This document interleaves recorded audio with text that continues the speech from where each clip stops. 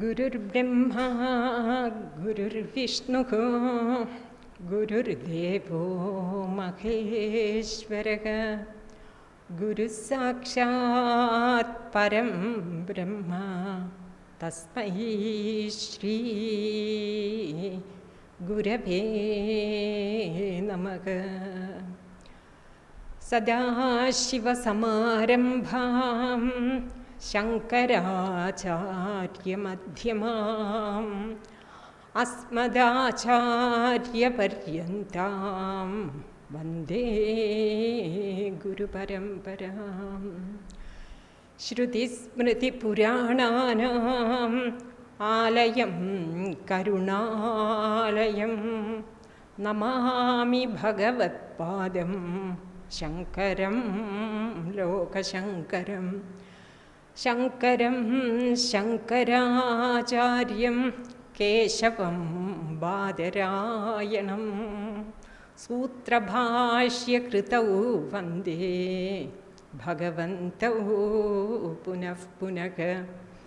ഈശ്വരോ ഗുരുരാത്മേതി മൂർത്തിഭേദവിഭാഗിനേ വ്യോമവത് വ്യാപ്തദേഹായ ദക്ഷിണാമൂർത്തയേ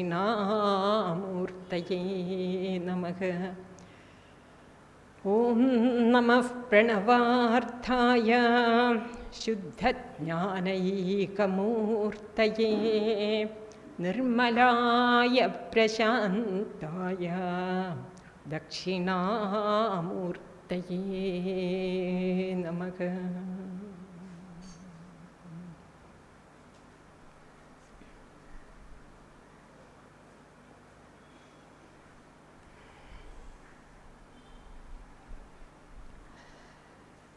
ശ്രീമദ് ഭഗവത്ഗീതയുടെ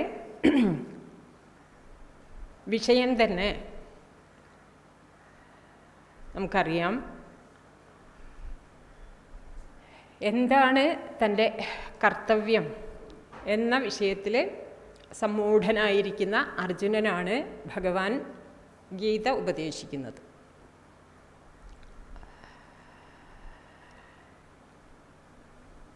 അർജുനൻ നിശ്ചയിച്ചൊരുങ്ങി വന്നിരിക്കുന്ന ഒരു കർമ്മമുണ്ട്. പക്ഷേ ആ കർമ്മം താൻ അനുഷ്ഠിക്കേണ്ടതാണോ അതോ അതിൽ നിന്ന് പിന്തിരിയുന്നതാണോ തനിക്ക് ശ്രേഷ്ഠമായിട്ടുള്ളത് എന്നുള്ള സംശയമാണ് അർജുനൻ അവിടെ ഉണ്ടാവുന്നത്. അതിൻ്റെ കാരണം ഇവിടെ ഗീത പഠിക്കുന്നവരാണ് എല്ലാവരും. അതിൻ്റെ കാരണം എല്ലാവർക്കും വളരെ വ്യക്തമാണെന്ന് വിചാരിക്കുന്നു. എന്താണ് കാരണം? അർജുനൻ പിന്തിരിയാൻ ഉദ്ദേശിക്കുന്നതിൻ്റെ കാരണം എന്താണ് കാരണം? നോക്കട്ടെ, പറയാം. സാധാരണ ക്ലാസ്സിൽ കുറേ കാലമായിട്ട് വരുന്ന ആൾക്കാരാണ് ഇവിടെ ഇരിക്കുന്നത്. അവരൊക്കെ വേഗം വേഗം പറയുന്നറിയാം. പുതുതായിട്ടുള്ള ആരെങ്കിലുമൊക്കെ പറഞ്ഞാൽ കുറച്ചും കൂടി നന്നായിരിക്കും അല്ലേ? എന്താണ് അർജുനൻ യുദ്ധത്തിൽ നിന്നും പിന്തിരിയുന്നതിന് വേണ്ടിയിട്ട് ഒരുങ്ങുന്നതിൻ്റെ കാരണം? അർജുനൻ്റെ ഉള്ളിലുണ്ടായിട്ടുള്ള മമത്വ ബുദ്ധിയാണ്. എങ്ങനെയാണ് ആ മമത്വ ബുദ്ധി പ്രവർത്തിച്ചത്? മമത്വം എന്ന് പറഞ്ഞാൽ എന്താ അർത്ഥം? മമത്വം മമ, എൻ്റെ എന്നുള്ള ഭാവമാണ് മമത്വം അല്ലേ? എൻ്റെ എന്ന് പറയണമെന്നുണ്ടെങ്കിൽ ആദ്യം എന്ത് പറയണം? ഞാൻ എന്ന് പറയണം. ഞാൻ എന്ന് പറഞ്ഞു കഴിഞ്ഞാലേ നമുക്ക് എൻ്റെ എന്ന് പറയാൻ പറ്റുള്ളൂ അല്ലേ? അപ്പം അർജുനൻ വിചാരിക്കുന്നത് ഞാൻ ആരാണ്? കുന്തിപുത്രൻ അല്ലേ? പാർത്ഥൻ, പൃഥയുടെ മകൻ, പിന്നെ പാണ്ഡവ മധ്യമൻ, ഇങ്ങനെയൊക്കെയാണ് അർജുനൻ വിചാരിക്കുന്നത്. യുധിഷ്ഠിരൻ്റെയും ഭീമസേനൻ്റെയും നകുലൻ്റെയും സഹദേവൻ്റെയും ഒക്കെ സഹോദരൻ, ധൃതരാഷ്ട്രരുടെ കൊച്ചുമകൻ അല്ലേ? ജ്യേഷ്ഠൻ്റെ മകൻ, ദുര്യോധനാദികളുടെ ബന്ധു എന്ന് പറഞ്ഞാൽ പോരെ, സഹോദരൻ്റെ സ്ഥാനം തന്നെ. ഭീഷ്മരുടെയും ദ്രോണരുടെയും ഒക്കെ വാത്സല്യ ഭാജനം, ഇങ്ങനെയൊക്കെയാണ് അർജുനൻ തന്നെ മനസ്സിലാക്കി വച്ചിരിക്കുന്നത്. പക്ഷെ അങ്ങനെ മനസ്സിലാക്കണമെന്നുണ്ടെങ്കിൽ അതിനും അടിസ്ഥാനമായിട്ട് ഞാൻ എന്നുള്ള നിലയ്ക്ക് അർജുനൻ തന്നെ ഒരു മനുഷ്യനായിട്ടും ശരീരത്തോട് ചേർന്ന്, മനുഷ്യ ശരീരത്തോട് ചേർന്നിട്ട് ജനിച്ച ഒരാളായിട്ടും ഇന്ന ദിവസം ജനിച്ച ഒരാളായിട്ടും ഈ യുദ്ധത്തിൽ പല വിധത്തിലുള്ള കർമ്മങ്ങൾ ചെയ്യുന്ന ഒരാളായിട്ടും യുദ്ധത്തിലൂടെ പലരെയും അങ്ങോട്ടും പലരിലൂടെ ഇങ്ങോട്ടും ക്ഷതമേൽപ്പിക്കപ്പെടുന്ന ഒരാളായിട്ടുമൊക്കെയാണ് അർജുനൻ തന്നെ മനസ്സിലാക്കുന്നത്. ചുരുക്കി പറഞ്ഞാൽ നമ്മൾ വേദാന്ത ശാസ്ത്രത്തിൻ്റെ ഭാഷയിൽ പറയുകയാണെന്നുണ്ടെങ്കിൽ അർജുനൻ്റെ ഞാൻ എന്നുള്ള ബുദ്ധി എവിടെയാണ് നിൽക്കുന്നത്? ഈ ശരീരത്തോട് ചേർന്ന് ഒരു മനുഷ്യനാണ് ഞാൻ എന്നുള്ള നിലയ്ക്കും, പിന്നെ ആ ശരീരത്തിൽ സാഹചര്യവശാൽ സംബന്ധവശാൽ കൽപ്പിക്കപ്പെട്ടിട്ടുള്ള പല വ്യക്തിത്വങ്ങളോട് ചേർന്നിട്ടും ആണ് അർജുനൻ്റെ ഞാൻ എന്നുള്ള ബുദ്ധി നിൽക്കുന്നത്. ഞാൻ മനുഷ്യനാണ് എന്ന് പറയണമെന്നുണ്ടെങ്കിൽ ശരീരത്തോട് താതാത്മ്യപ്പെട്ടിട്ടല്ലാതെ പറയാൻ പറ്റില്ല. പറ്റുമോ? ഉറങ്ങുന്ന സമയത്ത് ആരെങ്കിലും ഞാൻ മനുഷ്യനാണ്, ഉറങ്ങുന്ന സമയത്ത് പറഞ്ഞാൽ നമ്മൾ ഗാഠനിദ്രയിൽ ഏർപ്പെട്ടിരിക്കുന്ന സമയത്ത് ഞാൻ മനുഷ്യനാണ് എന്ന് പറയാറുണ്ട് ആരെങ്കിലും? പറയാറുണ്ടോ? ഇല്ല. അങ്ങനെ ഒരു അഭിമാനം നമുക്കില്ല ആ സമയത്ത്. സ്വപ്നത്തിൽ മനുഷ്യനാണെന്നുള്ള അഭിമാനം ഉണ്ടാവാം ചിലപ്പോൾ, പക്ഷെ മനുഷ്യനാണെന്നുള്ള അഭിമാനം മാത്രമല്ല ഉണ്ടാവുക. ചിലപ്പോൾ നരിയായിട്ടും അല്ലെ പലതായിട്ട് നമ്മൾ അഭിമാനിച്ചു എന്ന് വരാം സ്വപ്നത്തിൽ. പക്ഷെ ഗാഠനിദ്രയിലാവുമ്പോൾ ഞാൻ മനുഷ്യനാണെന്നുള്ള അഭിമാനവും അവിടെ ഇല്ല. എന്താ അഭിമാനം അവിടെ ഉള്ളത്? നല്ലോണം ഉറങ്ങണ സമയത്ത് എന്ത് അഭിമാനമാണുള്ളത്? ഒരഭിമാനവും ഇല്ല അല്ലേ? അപ്പം നമുക്ക് ഞാൻ മനുഷ്യനാണെന്ന് അഭിമാനിക്കാൻ എപ്പോഴേ സാധിക്കുള്ളൂ?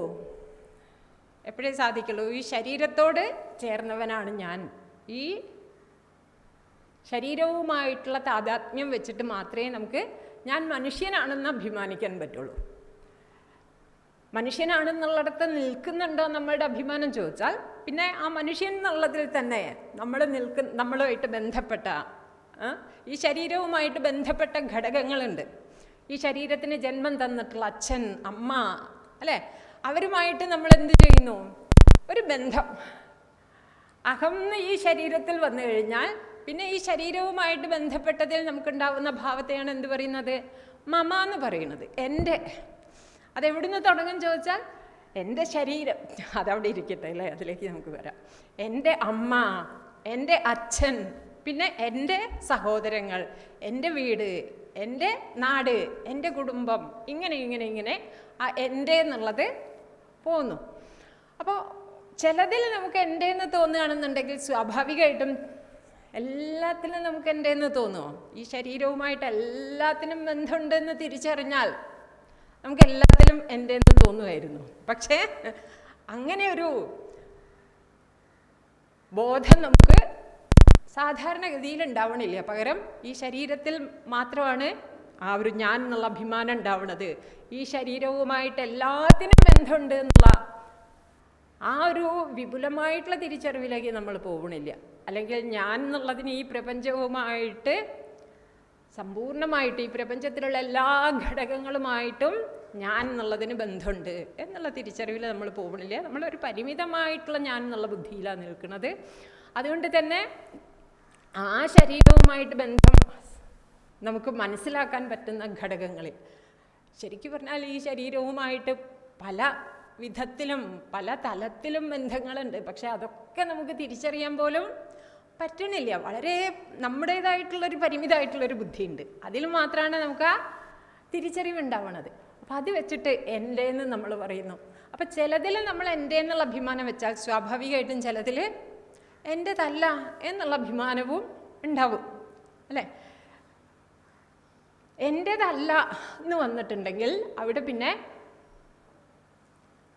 ആ എൻ്റെതല്ലാത്ത ഘടകം എനിക്ക് അനുകൂലമാണോ പ്രതികൂലമാണോ എന്ന് ചിന്തിച്ചിട്ട് അതിനനുസരിച്ചിട്ടുള്ള പ്രതികരണവുമാണ് ഉണ്ടാവുക.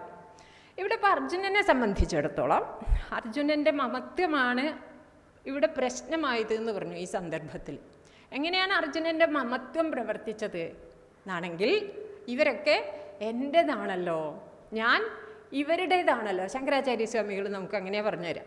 അഹം ഏതേഷാം ഏതേ മമ, ഇവരൊക്കെ ഇവിടെ കൂടി നിൽക്കുന്നവരൊക്കെ എൻ്റെ ആളുകളാണല്ലോ, ഞാൻ ഇവരുടേതാണല്ലോ എന്ന് അർജുനന് ചിന്തയുണ്ടായിരുന്ന. അപ്പം ആ ചിന്ത വന്നതോട് കൂടിയിട്ട് അർജുനൻ്റെ ഉള്ളിൽ ചെയ്യാൻ ഒരുങ്ങി വന്നിരിക്കുന്നത് ഒരു ആഘോഷത്തിൽ പങ്കെടുക്കാനല്ല എല്ലാവരും ഒത്തുചേർന്നിരിക്കുന്നത്, അല്ലെങ്കിൽ മറ്റെന്തെങ്കിലും വിധത്തിലുള്ള ഒരു ഒത്തുചേരലല്ല, മറിച്ച് ഈ എൻ്റെ എന്ന് പറയുന്ന ആളുകൾ തന്നെ രണ്ട് വിഭാഗമായിട്ട് പിരിഞ്ഞ് യുദ്ധം ചെയ്യാനാണ് വന്നിരിക്കുന്നത്. ഇതിൽ അർജുനൻ നോക്കുന്ന സമയത്ത് യുദ്ധം ചെയ്യുന്ന തൻ്റെ ഭാഗത്ത് നിൽക്കുന്ന ആളുകളും എൻ്റെ ആളുകളാണ്, മറുഭാഗത്ത് നിൽക്കുന്നവരും എൻ്റെ ആളുകളാണ്. അപ്പം അങ്ങനെ വരുന്ന സമയത്ത് ഈ എൻ്റെ ആളുകളെ ഹിംസിക്കുന്നത് പാപമാണല്ലോ, എൻ്റെ ആളുകളെ ഞാൻ എങ്ങനെ ദ്രോഹിക്കും എന്ന ചിന്തയാണ് അർജുനൻ്റെ ഉള്ളിൽ വന്നിട്ടുള്ളത്. ആ ചിന്തയിൽ നിന്നുമാണ് അർജുനൻ ഈ യുദ്ധം കർത്തവ്യമല്ല എന്ന് പറഞ്ഞിട്ട് പിന്തിരിയാനായിട്ട് ഒരുങ്ങുന്നത്. പക്ഷേ അർജുനൻ്റെ ആ ഒരു ചിന്ത തീർത്തും യുക്തിസഹമല്ല എന്ന് ഭഗവാന്റെ വാക്കുകൾ അർജുനനെ ബോധ്യപ്പെടുത്തുകയാണ്. കുതസ്ത്വാ കശ്മലമിതം വിഷമേ സമുപസ്ഥിതം അനാര്യജുഷ്ടം അസ്വർഗ്യം അകീർത്തികരം അർജുന എന്ന് ഭഗവാൻ അർജുനൻ്റെ നേർക്ക് വാക്ശരങ്ങളെ തൊടുത്തുവിടുന്നു. കൂടാതെ ഭഗവാൻ പറയാണ്, ക്ലൈബ്യം ആസ്മഗമഃ പാർത്ഥ നൈതത്വയുപപദ്യതേ ക്ഷുദ്രം ഹൃദയ ദൗർബല്യം ത്യക്തോത്തിഷ്ഠ പരന്തപ. അപ്പം ഈ ഭഗവാന്റെ ഈ വാക്കുകൾ കേൾക്കുന്നതോട് കൂടിയിട്ട് അർജുനൻ്റെ ഉള്ളിൽ താൻ നിശ്ചയിച്ച ആ ഒരു തീരുമാനം തെറ്റാണ് എന്നുള്ള ചിന്ത ഉണ്ടാവണം. ആശയക്കുഴപ്പത്തിലാവുന്നു അർജുനൻ്റെ ബുദ്ധി. ഒരു ഭാഗത്ത് തനിക്ക് ഇത് കർത്തവ്യമാണ് എന്നുള്ളൊരു ബോധമുണ്ട്, എവിടെയുണ്ട്. അതുകൊണ്ടാണല്ലോ യുദ്ധം ചെയ്യാനായിട്ട് ഒരുങ്ങി വന്നിരിക്കുന്നത്. പക്ഷേ അതേ സമയത്ത് ഇവരൊക്കെ എൻ്റെ ആളുകളാണല്ലോ എന്നുള്ള ബുദ്ധി അർജുനനെ പിന്നോട്ടും വലിക്കുന്നുണ്ട്. ഒരു ഘട്ടത്തിൽ അർജുനൻ്റെ ബുദ്ധി നിശ്ചയിച്ചു. എന്താ നിശ്ചയിച്ചത്? ഇവരൊക്കെ എൻ്റെ ആൾക്കാരായതുകൊണ്ട് യുദ്ധം ചെയ്യുന്നത് തെറ്റാണെന്ന് നിശ്ചയിച്ചു. പക്ഷേ വീണ്ടും ഭഗവാന്റെ വാക്കുകൾ വരികയാണ്. ഭഗവാനെ താനൊരു ആധികാരികമായിട്ടുള്ള ശബ്ദമായിട്ടാണ് ഭഗവാന്റെ വാക്കുകളെ കാണുന്നത്. അപ്പം അങ്ങനെയുള്ള ഭഗവാൻ ചോദിക്കുകയാണ്, ഈ യുദ്ധം അർജുനനോട് ചോദിക്കുന്നത് എന്താണ്? നീ എവിടുന്ന് വന്നു നിനക്ക് ഈ കശ്മലത? ഇത് ഹൃദയ ദൗർബല്യമാണ്. എന്ത്? ഈ യുദ്ധത്തിൽ നിന്നും പിന്തിരിയാനായിട്ടുള്ള നിന്റെ തീരുമാനം ഹൃദയ ദൗർബല്യമാണ്, അത് ഉപേക്ഷിച്ചിട്ട് നീ എഴുന്നേൽക്കൂ എന്ന് ഭഗവാൻ പറയുന്ന സമയത്ത് അർജുനൻ്റെ ബുദ്ധി വീണ്ടും ആശങ്കയിലാവുകയാണ്. എങ്ങനെയാണ് ഇത് കർത്തവ്യമാവണത് എന്നുള്ള നിലയ്ക്ക് അർജുനൻ ചിന്തിക്കുന്ന അർജുനൻ ഒരു തീരുമാനം കണ്ടെത്താൻ സാധിക്കുന്നില്ല. അവിടെ അർജുനൻ പറയുന്നു, എന്താ പറയുന്നത്? അല്ലയോ ഭഗവാനെ, അവിടുന്ന് തന്നെ നയിക്കണം എന്ന് പറയുന്നു. ഭഗവാൻ ആ ഒരു ഗുരു എന്നുള്ള സ്ഥാനത്തിലേക്ക് ഉയർന്ന് അർജുനന് ഉപദേശം നൽകാൻ ആരംഭിക്കുന്നു. ആ ഉപദേശം, ഭഗവാന്റെ ഉപദേശം ശ്രദ്ധിക്കുന്ന സമയത്ത് ഇവിടെ ഇപ്പോൾ 7-ാം അധ്യായമാണെന്ന് തോന്നുന്നുണ്ട് പഠിക്കുന്നത്, അല്ലേ? 7-ാം അധ്യായ 6-ാമത്തെ അധ്യായമാണ് ഇപ്പോൾ പഠിച്ചുകൊണ്ടിരിക്കുന്നത്. ഭഗവത്ഗീതയിൽ ആകെയുള്ളത് 18 അധ്യായമാണ്. 1-ാമത്തെ അധ്യായം കൂടാതെ 17 അധ്യായം. 1-ാമത്തെ അധ്യായത്തിൽ ഉപദേശമില്ല, ഒരു പശ്ചാത്തലമാണ് നമ്മൾ കാണുന്നത്. പിന്നീട് 17 അധ്യായങ്ങൾ. ഈ 17 അധ്യായങ്ങളിലായിട്ടാണ് ഭഗവാൻ അർജുനന് ഉപദേശം നൽകുന്നത്. ആ ഉപദേശത്തിൽ ഭഗവാൻ അർജുനൻ്റെ സംശയം തീർത്തുവോ എന്ന് ചോദിച്ചാൽ അർജുനൻ്റെ സംശയം തീർന്നു. ചിലപ്പോൾ നമുക്ക് സംശയം ഉണ്ടാവും, അർജുനൻ്റെ സംശയം തീർത്തുവോ ഭഗവാൻ എന്നുള്ളതിനെ കുറിച്ചിട്ട്. എന്തായാലും അർജുനൻ്റെ സംശയം തീർന്നു എന്നുള്ളത് ഉറപ്പാണ്. എന്താണ് ഉറപ്പ് ചോദിച്ചാൽ അർജുനൻ തന്നെ പറയുന്നുണ്ട്, നഷ്ടോ മോഹ സ്മൃതിർലബ്ധ ത്വത്പ്രസാദാത് ധനഞ്ജയ ത്വത്പ്രസാദാത് മയ അച്യുത സ്ഥിതോസ്മി ഗതസന്ദേഹ കരിഷ്യേ വചനം തവ എന്ന് ഭഗവാൻ പറയുന്നുണ്ട്, എന്ന് അർജുനൻ തന്നെ പറയുന്നുണ്ട്. എന്താ പറയുന്നത്? നഷ്ടോ മോഹസ്മൃതിർലബ്ധ ത്വത് പ്രസാദാന്മയാച്യുത സ്ഥിതോസ്മി ഗതസന്ദേഹ, സംശയമൊക്കെ ഒഴിഞ്ഞവനായിട്ട് ഞാനിതാ നിലകൊള്ളുന്നു എന്ന് അർജുനൻ പറയുന്ന സമയത്ത് നമ്മൾ സംശയിക്കേണ്ട ആവശ്യമില്ല. അർജുനൻ്റെ സംശയം നീങ്ങിയോ ഇല്ലയോ എന്നുള്ളത് നമ്മൾ സംശയിക്കേണ്ട ആവശ്യമില്ല. പക്ഷെ എങ്ങനെയാണ് ഭഗവാൻ അർജുനൻ്റെ സംശയം തീർത്തത്? അഥവാ എന്ത് ഉപദേശമാണ് എന്ന് വെച്ചാൽ, ഉപദേശത്തിൻ്റെ ഓരോരോ വാക്യമല്ല നമ്മൾ നോക്കുന്നത്, ആ ഉപദേശത്തിൻ്റെ ആകത്തുക. ആ ആകത്തുകയിൽ എന്താണ് ഭഗവാൻ അർജുനന് ഉപദേശിച്ചിട്ടുള്ളത്?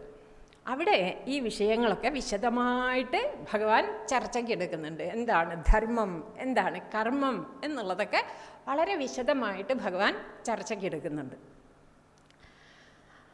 അർജുനൻ ഈ യുദ്ധം കർത്തവ്യമല്ല എന്ന് പിന്തിരിയാൻ ഒരുങ്ങുന്നു. പക്ഷേ ഭഗവാൻ എന്ത് പറയുന്നു? ഇതിനുള്ള മറുപടി, നേരിട്ടുള്ള മറുപടി ശരിക്കും നമ്മൾ കാണുക 3-ാം അധ്യായത്തിലാണ്. കാരണം 3-ാം അധ്യായത്തിൽ അർജുനൻ തന്നെ ഭഗവാനോട് ചോദിക്കുകയാണ്, എന്തിനാണ് എന്നെ ഈ ഘോരമായിട്ടുള്ള കർമ്മത്തിൽ നിയോഗിക്കുന്നത്? അങ്ങേ എനിക്കാകെ ആശയക്കുഴപ്പമുണ്ടാക്കുന്നവനെ പോലെയാണല്ലോ സംസാരിക്കുന്നത് എന്ന്. അപ്പം അവിടെ, അതായത് എന്നെ ഈ ഘോരമായിട്ടുള്ള യുദ്ധത്തിൽ നിയോഗിക്കുന്നത് എന്തിനാണ്? എന്നെ ഈ യുദ്ധമൊന്നും ചെയ്യണ്ടെന്ന് പറഞ്ഞിട്ട് ഇവിടുന്ന് പോകാൻ അനുവദിക്കില്ലേ വേണ്ടത് എന്നുള്ളതാണ് അർജുനൻ്റെ ഒരു സംസാരത്തിൻ്റെ ആ ഒരു വാക്കുകളുടെ ഒരു സാരം അതാണ്. അപ്പോഴാണ് അർജുനനോട് ശ്രീകൃഷ്ണ ഭഗവാൻ പറയുന്നത്, എന്താ പറയുന്നത്? അവിടെ വളരെ പ്രധാനപ്പെട്ട കുറച്ച് കാര്യങ്ങൾ ഭഗവാൻ പറയുന്നുണ്ട്. എന്താ പറയുന്നതെന്ന് ചോദിച്ചാൽ, ഓരോ മനുഷ്യനും ഈ ലോകത്തിൽ ജീവിക്കുന്ന സമയത്ത് കർമ്മം അനുഷ്ഠിച്ചേ തീരും. കർമ്മം അനുഷ്ഠിക്കാതെ ആർക്കും ഈ ലോകത്തിൽ ജീവിക്കാൻ പറ്റില്ല. ശരീരയാത്രാപിച്ചതേ ന പ്രസിദ്ധ്യേത് അകർമ്മണഃ നിയതം കുരു കർമ്മത്വം കർമ്മജ്യായോ ഹി അകർമ്മണഃ. കർമ്മം അനുഷ്ഠിക്കാത്ത ഒരാളെക്കാൾ എത്രയോ ശ്രേഷ്ഠമാണ് കർമ്മം അനുഷ്ഠിക്കുന്ന ഒരാളുടെ ജീവിതം. എന്ന് മാത്രമല്ല, ഈ ലോകത്തിൽ ജീവിക്കണമെങ്കിൽ തന്നെ നമുക്ക് എന്ത് വേണം? കർമ്മം അനുഷ്ഠിച്ചേ തീരൂ. പക്ഷേ ഒരു പ്രശ്നമുണ്ട്. എന്താണ് ആ പ്രശ്നം? പ്രശ്നം എന്താണെന്ന് വെച്ചാൽ, കർമ്മം ബന്ധിക്കുന്നതാണ്. യജ്ഞാർത്ഥാത് കർമ്മണോന്യത്ര ലോകോയം കർമ്മബന്ധനഃ തദർത്ഥം കർമ്മ കൗന്ദേയ മുക്തസംഗ സമാചര. അടുത്ത ശ്ലോകത്തിൽ വളരെ വ്യക്തമായിട്ട് ശരിക്കും ഭഗവാന്റെ ഓരോ വാക്കുകളിലും എല്ലാ ഉപദേശവും ഉണ്ട്. അർജുനന് കിട്ടേണ്ട എല്ലാ ഉപദേശവും ഉണ്ട്. അടുത്ത ശ്ലോകത്തിൽ ഭഗവാൻ പറയുകയാണ്, 3-ാം അധ്യായത്തിൽ ആണ് ഈ ശ്ലോകങ്ങൾ വരുന്നത്. അവിടെ ഭഗവാൻ പറയുകയാണ്, നിനക്ക് നിയതമായിട്ടുള്ള കർമ്മത്തെ നീ അനുഷ്ഠിക്കണം. പക്ഷെ എങ്ങനെ അനുഷ്ഠിക്കണം? യജ്ഞാർത്ഥമായിട്ട് അനുഷ്ഠിക്കണം. യജ്ഞാർത്ഥമായിട്ട് എന്നുള്ളതിന് അവിടെ വളരെ രസകരമായിട്ടുള്ളൊരു വിശദീകരണമാണ് നമുക്ക് ശങ്കരാചാര്യ സ്വാമികൾ നൽകുന്നത്. ശങ്കരാചാര്യ സ്വാമികൾ പറയുന്നത് എന്താണെന്ന് വെച്ചാൽ, യജ്ഞാർത്ഥമായിട്ടുള്ള കർമ്മം എന്ന് പറഞ്ഞാൽ ഈശ്വരാർപ്പണ രൂപത്തിലുള്ള കർമ്മം, ഈശ്വരാർത്ഥമായിട്ടുള്ള കർമ്മം. അപ്പം നമ്മൾ വിചാരിക്കും, നമ്മൾ ഭഗവാന്റെ പ്രതിമയൊക്കെ വെച്ച് അല്ലെങ്കിൽ ക്ഷേത്രങ്ങളിലൊക്കെ പോയിട്ട് പൂജ ചെയ്യുന്നതായിരിക്കും ഭഗവാൻ ഉദ്ദേശിക്കുന്നത് എന്ന് നമ്മൾ വിചാരിക്കും. പക്ഷെ അടുത്ത ശ്ലോകത്തിൽ ഭഗവാൻ ആ യജ്ഞാർത്ഥമായിട്ടുള്ള ഈശ്വരാർത്ഥമായിട്ടുള്ള കർമ്മം എന്നുള്ളതിന് വളരെ വിപുലമായിട്ടുള്ളൊരു വ്യാഖ്യാനം കൊടുക്കുകയാണ്, വിശദീകരണം. എന്താ പറയുന്നത്? സഹയജ്ഞാ പ്രജാ സൃഷ്ട്വാ പുരോവാച പ്രജാപതി അനേന പ്രസവിഷ്യധ്യം ഏഷവോസ്തിഷ്ടകാമധുക്. പിന്നെ ദേവാൻ ഭാവയതാനേന തേ ദേവാ ഭാവയന്തുവഃ പരസ്പരം ഭാവയന്തഃ ശ്രേയഃ പരം അവാപ്സ്യഥ ഇഷ്ടാൻ ഭോഗാൻ ഹി വോ ദേവാഃ ദാസ്യന്തേ യജ്ഞഭാവിതാഃ തൈർദത്താൻ അപ്രദായൈഭ്യോ യോ ഭുങ്ക്തേ സ്തേന ഏവ സഹ എന്ന് പറഞ്ഞുകൊണ്ട് എന്നിട്ട് അവസാനം ഭഗവാൻ ആ ഒരു വിഷയം ഉപസംഹരിച്ചു. യജ്ഞശിഷ്ടാശിനസ്സന്തോ മുച്യന്തേ സർവകിൽബിഷൈഃ ഭുഞ്ചതേ തേ അഖം പാപാഹ യേ പചന്തി ആത്മകാരണാത്. യജ്ഞശിഷ്ടമായിട്ടുള്ള അമൃതത്തെ ഭുജിക്കുന്നവർ ഈ ലോകത്തിലെ എല്ലാ പാപങ്ങളിൽ നിന്നും മുക്തരായിട്ട് തീരുന്നു. അപ്പം എല്ലാവരും യജ്ഞാർത്ഥമായിട്ട് കർമ്മം ചെയ്യണം. എന്താണ് യജ്ഞാർത്ഥമായിട്ടുള്ള കർമ്മം എന്ന് പറഞ്ഞാൽ? ഈശ്വരാർപ്പണ രൂപത്തിലുള്ള കർമ്മം എന്ന് പറഞ്ഞു. ആ ഈശ്വരാർപ്പണ രൂപത്തിലുള്ള കർമ്മം എന്ന് പറഞ്ഞാൽ വെറും ഈശ്വരനെ പൂജിക്കലും ആരാധിക്കലും ഒക്കെ അതിൻ്റെ ഭാഗമാണ്. എന്ന് വെച്ചാൽ നമുക്ക് വിശിഷ്ടമായിട്ടുള്ള ഉപാധികളിലുള്ള പൂജയും ആരാധനയും ഒക്കെ അതിൻ്റെ ഭാഗമാണ്. പക്ഷെ അത് മാത്രമല്ല, ഈ പ്രപഞ്ചത്തെ മുഴുവനും തന്നെ ഈശ്വര ബുദ്ധിയോട് കൂടിയിട്ട് പൂജിക്കുക, ഈശ്വര ബുദ്ധിയോട് കൂടിയിട്ട് സേവിക്കുക എന്നുള്ളതാണ് വാസ്തവത്തിൽ യജ്ഞാർത്ഥമായിട്ടുള്ള കർമ്മം. അപ്പം അങ്ങനെ ഒരു വളരെ വിപുലമായിട്ടുള്ളൊരു ദൃഷ്ടി അർജുനൻ്റെ നമ്മുടെ ഉള്ളിൽ ഭഗവാൻ ഉണ്ടാക്കുകയാണ്. അപ്പം അതിനിടയ്ക്ക് ഭഗവാൻ പറയുന്നുണ്ട്, ഒരാൾക്ക് ശരിയാണ് നീ പറഞ്ഞതിൽ, ഞാൻ മുൻപ് പറഞ്ഞതുപോലെ തന്നെ കർമ്മം മനുഷ്യനെ ബന്ധിക്കുന്നതാണ്. പക്ഷെ എന്ന് വിചാരിച്ച് കർമ്മം ചെയ്യാതിരിക്കുന്നത് ഒരു ഓപ്ഷനേ അല്ല. കർമ്മം ഒന്നും ചെയ്യുന്നില്ല, കർമ്മം ബന്ധിക്കുന്നതാണ്, എനിക്ക് ബന്ധനം വേണ്ട, ബന്ധത്തിൽ നിന്ന് മുക്തിയാണ് വേണ്ടത് എന്ന് വിചാരിച്ചിട്ട് ഞാൻ കർമ്മം ചെയ്യുന്നില്ല എന്നൊരാൾക്ക് തീരുമാനിക്കാനുള്ള സ്വാതന്ത്ര്യമില്ല. അങ്ങനെ തീരുമാനിക്കാൻ നമുക്ക് തീരുമാനിച്ചാൽ അത് നമുക്ക് ഉയർച്ചയ്ക്കായിട്ട് വരില്ല. വെറുതെ കർമ്മം ഉപേക്ഷിച്ചത് കൊണ്ട് ആർക്കും ഒരു വിധത്തിലുള്ള ഉയർച്ചയും ഉണ്ടാവണില്ല, ഒരു വിധത്തിലുള്ള സിദ്ധിയും ലഭിക്കാനും പോകുന്നില്ല. കർമ്മം ബന്ധിക്കുന്നതാണ്, അതുകൊണ്ട് ഞാൻ ചെയ്യണില്ല എന്ന് വിചാരിച്ചാൽ അതുകൊണ്ട് ഒരു കാര്യമില്ല. അപ്പോൾ ഇത് കേൾക്കുമ്പോൾ നമുക്കെല്ലാവർക്കും വലിയ സന്തോഷം. എന്താ സന്തോഷം? നമുക്ക് അത് തന്നെയാണ് കേൾക്കാൻ ഇഷ്ടം. കർമ്മം ചെയ്തോളൂ ആരെങ്കിലും പറയുന്നത് കേൾക്കാനാണ് നമുക്ക് ഇഷ്ടം, അല്ലേ? നമ്മൾ തിരിച്ചും ചിന്തിക്കുന്നവരുണ്ടാവും, കർമ്മം ഒന്നും ചെയ്യണ്ടെന്ന് ആരെങ്കിലും പറഞ്ഞാൽ അത്രയും നന്നായി. അങ്ങനെയും ചിന്തിക്കുന്നവരുണ്ടാവും. പക്ഷെ അങ്ങനെ ചിന്തിക്കുന്നവർ കുറേ ആളുകളുണ്ടാവുമോ? ഒന്നും ചെയ്യാതിരിക്കാൻ ഇഷ്ടപ്പെടുന്ന ആൾക്കാർ ഉണ്ടാവുമോ? ചില ആളുകളൊക്കെ അങ്ങനെ എല്ലാവരെയും ശരീരവുമായിട്ട് നമ്മൾ ബന്ധപ്പെട്ട് ജീവിക്കുന്നിടത്തോളം കാലം, ഈ ശരീര താതാത്മ്യമുള്ളിടത്തോളം കാലം ആ ശരീരത്തിൻ്റെ ഒരു സ്വഭാവം നമ്മുടെ മനസ്സിനെ ബാധിക്കും. എന്താ ശരീരത്തിൻ്റെ ഒരു സ്ഥായിയായിട്ടുള്ള സ്വഭാവം എന്ന് വെച്ചാൽ അനങ്ങാതെ, അല്ലേ? എന്താ പറയുക, പൃഥ്വി തത്വം കൂടുതലുള്ളതാണല്ലോ നമ്മുടെ ശരീരം. അപ്പോൾ ആ ഗുരുത്വത്തോട് കൂടിയിട്ട് ഇരിക്കുക എന്ന് വെച്ചാൽ അനങ്ങാതിരിക്കുക, അതാണ് ശരീരത്തിന് ഏറ്റവും ഇഷ്ടമുള്ളത്.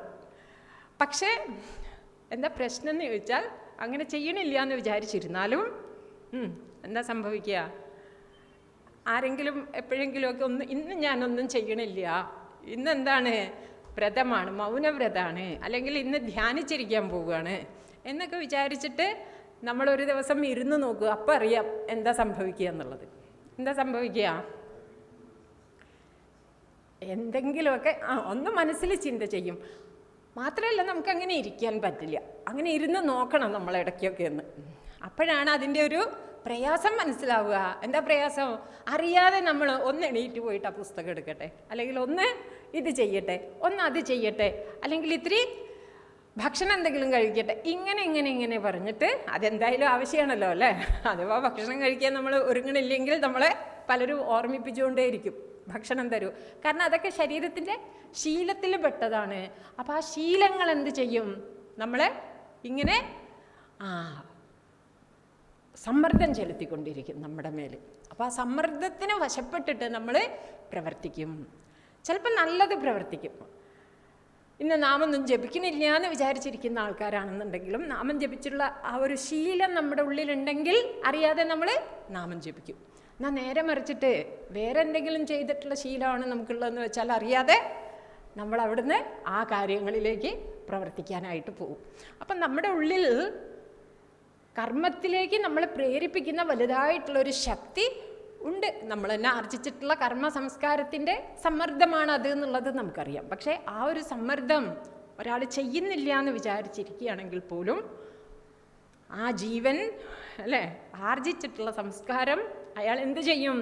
കർമ്മം ചെയ്യാനായിട്ട് പ്രേരിപ്പിക്കും. ഇനി മാത്രമല്ല, തമാശ എന്താണെന്ന് വെച്ചാൽ, ഞാനൊന്നും ചെയ്യണില്ല എന്ന് വിചാരിച്ചിട്ട് ഒരാൾ ഇരുന്നാൽ പോലും അത് കർമ്മമാണെന്നാ. ഞാൻ ഒന്നും ചെയ്യണില്ല, ഞാൻ ഇവിടെ ഇങ്ങനെ വെറുതെ ഇരിക്കുക എന്ന് വിചാരിച്ചിട്ട് ഒരാൾ ഇരുന്നാൽ പോലും അയാൾ കർമ്മം ചെയ്യുന്നുണ്ട്. എന്ത് കർമ്മം ചെയ്യണത്? ഞാനൊന്നും ചെയ്യാതിരിക്കുക എന്നുള്ള കർമ്മം. മനസ്സിലായില്ലേ? അപ്പം അങ്ങനെയൊന്നും നമുക്കൊന്നും ചെയ്യുന്നില്ല എന്ന് വിചാരിച്ചിട്ടൊന്നും നമുക്ക് കർമ്മത്തെ തട്ടിക്കളയാൻ പറ്റില്ല. എന്ന് മാത്രമല്ല, അഥവാ നമ്മൾ ബലപൂർവകം ഞാനൊന്നും ചെയ്യുന്നില്ല എന്ന് വിചാരിച്ചിരുന്നാലും ഭഗവാൻ പറയുന്നുണ്ട് അത് അയാൾക്ക് ഉയർച്ചയ്ക്കായിട്ട് ഉതകില്ല, അത് ദോഷമായിട്ടേ തീരുള്ളൂ, മിഥ്യാചാരനായിട്ടായി തീരും അയാൾ എന്ന് പറയുന്നുണ്ട് ഭഗവാൻ. അപ്പോൾ കർമ്മം ചെയ്യാതിരിക്കുക എന്നുള്ളതൊരു ഓപ്ഷനല്ല, ഒട്ട് ചെയ്യാതിരിക്കാൻ പറ്റില്ല. നഹി കശ്ചിത് ക്ഷണമപി ജാതുതിഷ്ഠത്യകർമ്മകൃത് കാര്യതേ ഹ്യവശഃ കർമ്മഹാന സർവഹ. ഇതൊക്കെ നമ്മളിങ്ങനെ എന്താ പറയുക, സ്വർണ്ണലിപികളിൽ നമ്മുടെ മനസ്സിൽ കുറിച്ചിടേണ്ട വരികളാണ്. എന്താ ഭഗവാൻ പറയുന്നത്? കാര്യതേ ഹ്യവശഃ കർമ്മഃ സർവഹ പ്രകൃതിജൈഹി ഗുണൈഹി. പ്രകൃതിജമായിട്ടുള്ള ഗുണങ്ങളാൽ പ്രേരിപ്പിക്കപ്പെട്ടിട്ട് കർമ്മം അവശ്യം അനുഷ്ഠിച്ചു പോവുക ചെയ്യുന്ന പറയുന്നത്. അപ്പോൾ പിന്നെ അടുത്ത ഓപ്ഷൻ എന്താണെന്ന് വെച്ചാൽ കർമ്മം ചെയ്യുക. അത് നമുക്ക് ഏറെക്കുറെ മനുഷ്യ ലോകത്തിലുള്ള എല്ലാവർക്കും കേൾക്കാൻ ഇഷ്ടമുള്ള കാര്യമായിരിക്കും. കർമ്മം ചെയ്യാനായിട്ടുള്ള ഇഷ്ടം എല്ലാവരുടെയും ഉള്ളിലുണ്ട്. ഒരു വിഭാഗം അല്ലെങ്കിൽ ഒരു മനസ്സിൻ്റെ ഒരു തലത്തിൽ നമുക്ക് കർമ്മം ചെയ്യണ്ട എന്നുള്ള ചിന്തയുണ്ടെങ്കിലും വേറൊരു തലത്തിൽ നമുക്ക് കർമ്മം ചെയ്യാൻ ഇഷ്ടമാണ്. കുറേ ആളുകൾ കർമ്മം ചെയ്യാൻ, ഭൂരിഭാഗം ആളുകളും കർമ്മം ചെയ്യാൻ ഇഷ്ടപ്പെടുന്നവർ തന്നെയാണ്. ആണോ? എന്താ അഭിപ്രായം? കർമ്മം ചെയ്യാൻ എന്താ അഭിപ്രായം? കർമ്മം ചെയ്യാൻ ഇഷ്ടപ്പെടുന്നവരാണോ ആളുകൾ കൂടുതൽ, അതോ ഒന്നും ചെയ്യാതിരിക്കാൻ ഇഷ്ടപ്പെടുന്നവരാണോ? ഒന്നും ചെയ്യണ്ട എന്നുള്ളൊരു ഇഷ്ടമൊക്കെ ഉള്ളിൻ്റെ എവിടെയോ ഉണ്ട്. പക്ഷെ എന്നാലും ഒന്നും ചെയ്യാതിരിക്കുമ്പോൾ നമുക്കൊരു സുഖമില്ല അല്ലേ? അപ്പോൾ എന്തെങ്കിലുമൊക്കെ ചെയ്യണമെന്ന് ആഗ്രഹമുള്ളവരാണ്. അപ്പോൾ കർമ്മം ചെയ്യല്ലേ വേണ്ടത്? തീർച്ചയായിട്ടും അതെ. ഭഗവാൻ നമ്മളോട് എന്താ പറയുന്നത്? കർമ്മം ചെയ്യണം.